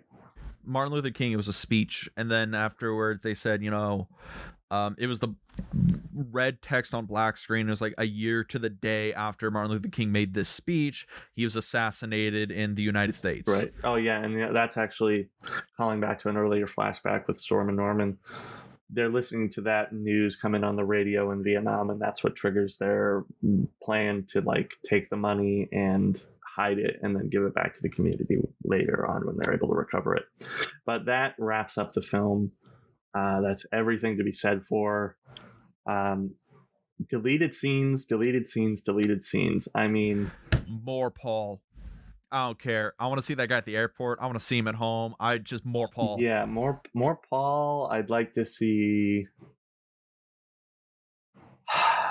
I'd like to see what happened to Eddie. Not what we know what happened to him, but with the whole losing his money thing. Yeah, because that's a big point. Because Eddie, he shows up and he pays for everything. Yeah, that's the implication, and obviously he then says it's on an overdrawn black card, but I would have loved to because of the flashbacks that they already did, and then maybe it's also I'm thinking a little bit about The Irishman, which is another Netflix film by a directing giant that we just saw come out, and there is a whole we look at American history kind of thing. I would have loved to see a little bit maybe a flashback or two for each of the characters from different points after they had come home in the past. Actually, they were on. That would have made a lot more sense for this film. Yeah, because I think that would make sense because these guys are not unsuccessful as far as I can tell. Paul's probably the one who had the hardest go after Vietnam. Yeah, and you're already dealing with flashbacks. This is already a film in which flashbacks have to deal within the realm of memory. If you're not trying to plan the theme of memory, then a flashback's not going to work. And that's what they're doing. That's the point of the very vividly PTSD flashbacks. You flashback to being in Vietnam. I'm sure that's what their intention was, as we talked about. And it might be interesting for them to all, as they've had to carry their demons since coming home to America and living as a Black person in America throughout the rest of the 20th century. It would have been interesting to see some moments from their lives. But I can see how that probably would have pushed the production budget up way more from, as we'll go over in a second, what it was. I can't really think of any very specific stuff. I can't really think of anything. I know we often do the deleted scenes as something comedic, and I don't know if I can think of anything about this film that I really find funny. And I think that's warranted. I think that's right. Whereas Do the Right Thing, the cheese thing is kind of funny. This is a very heavy, deep, dense subject, and like I said, I think that's the best we could do, is that we would have loved to see more from some of these characters. That is kind of left a lot unsaid. more. But yeah, let's dive into the wrapping up of the show, because I know this has been a long one, guys. Thank you for sticking with us. yes, hopefully there's some good discussion that comes out of it. But let's let me get some budgets, because you don't want to know. Okay, so the Five Bloods. I believe you saw the budget for this one a little bit earlier. Do you remember it? I saw a range. I didn't see exact. So. Okay. Yeah. You want to give a shot at what it was? Well, because of, again, production value, a lot of this movie I'm sure could have been done from just traveling budget, and then I'm sure they would have been able to circle the jungle a few times in order to repeat sets. Yes. The range I saw was 35 to 45 million, and I'm gonna guess, because of the way that also some of the digital effects weren't great, I'm gonna guess closer to 35 million. It's about 40. Interesting. It was about $40 million, so you're pretty close. So the range is just literally, I mean, I guess 5 million, over 5 million. Okay, well. Yeah, it's something like that. I mean, honestly, because the film came out very, very recently. It literally came out, last month.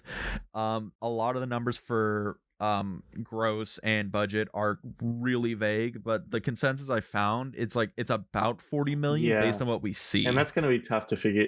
We always do that also to figure out if the movie makes its money back or anything, and it's tough how to figure successful it was. Yeah, it's tough to figure out for a next Netflix film, because they're cagey about how they do their analytics, and even though that's a big part of measuring success and popularity of a movie, whatever. Well, I mean, we will get to go to some of the reviews for The Five Bloods, because we couldn't find that to try and judge success. Sure. And I know you had a point of contention about Rotten Tomatoes earlier, so we'll. Yeah.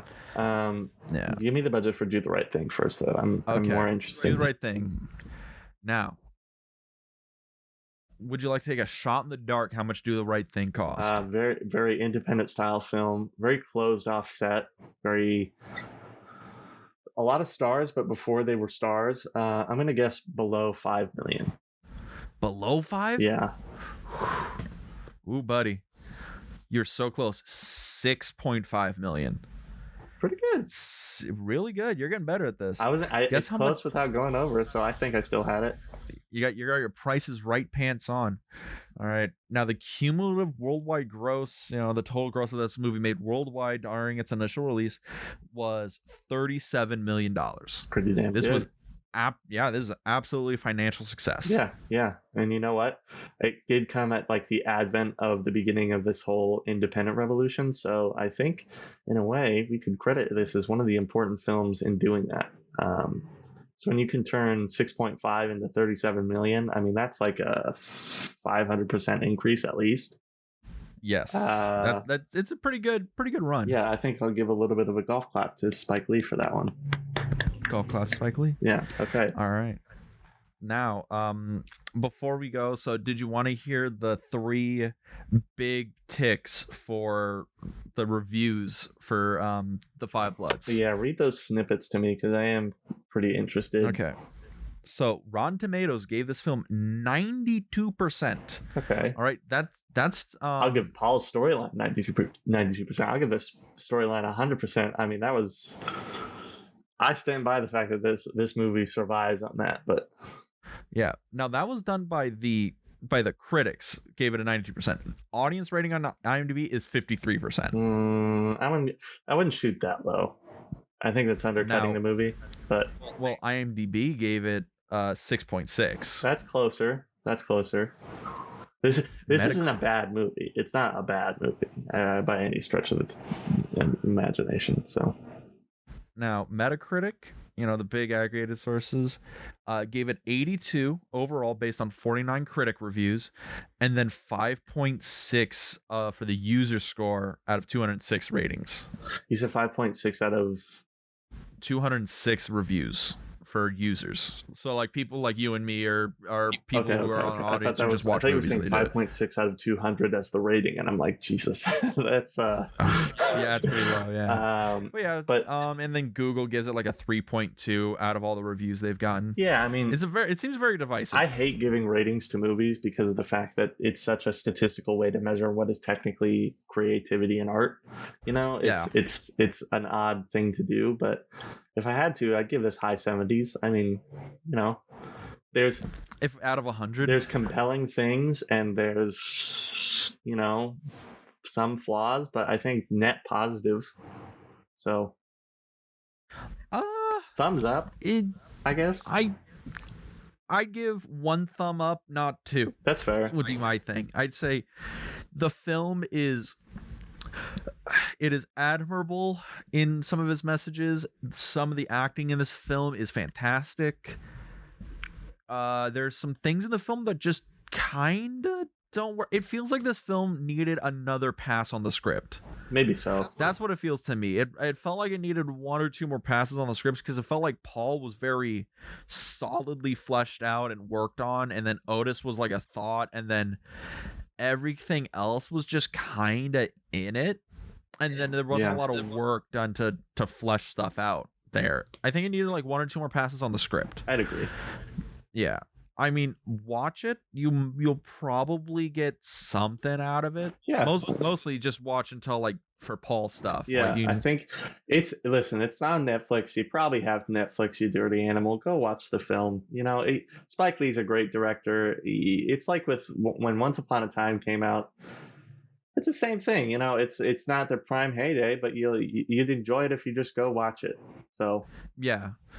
But I will say, out of the Spike Lee films that I have seen, I want to say this is probably the worst one I've seen. I haven't seen a lot of them. I've seen 5 or 6. Actually, wait, no, I saw Old Boy. So Old Boy's probably the worst one. I had to think about it. I was like, wait, Old Boy with Josh Brolin. Okay, that's actually the worst one. Okay, we'll go with that one. You know, Five Bloods is over that. I'd give somebody a run for their money to see that School Days might be worse than this, but you know. Hey, we'll find out. I haven't I've not seen it. School Maybe Days. sometime in the future. Yeah, I mean, I've seen Do the Right Thing, Black Klansman, Old Boy. This I've seen. She's Got to Have It. I've seen a couple. I've seen a fair bit, but I haven't seen all of his work because he's pretty prolific. Yeah. But this is not his best outing. It's good, like it's above average movie. So I mean, if his worst outing is still an above average film, it's pretty good. You're still batting 300, dude. You're solid. You got 40 home runs a year, dude. You're doing it. He's not getting cut from the team. Yeah. We'll put it like that. But yeah, like this is not a perfect film. It's not a great film. It's okay. Yeah. It's pretty good. Yeah. But I would recommend Do the Right Thing if I had to. Oh yeah, if I had to go back and see, I recommend Do the Right Thing both because it's a solid film throughout and it's pretty relevant to what's going on. I mean, you know, you listen, you're gonna recognize some stuff when you watch it. So, I don't mean that even just because of the subject matter. Some of the fashion looks very similar to what we got going on right now, and I'm like.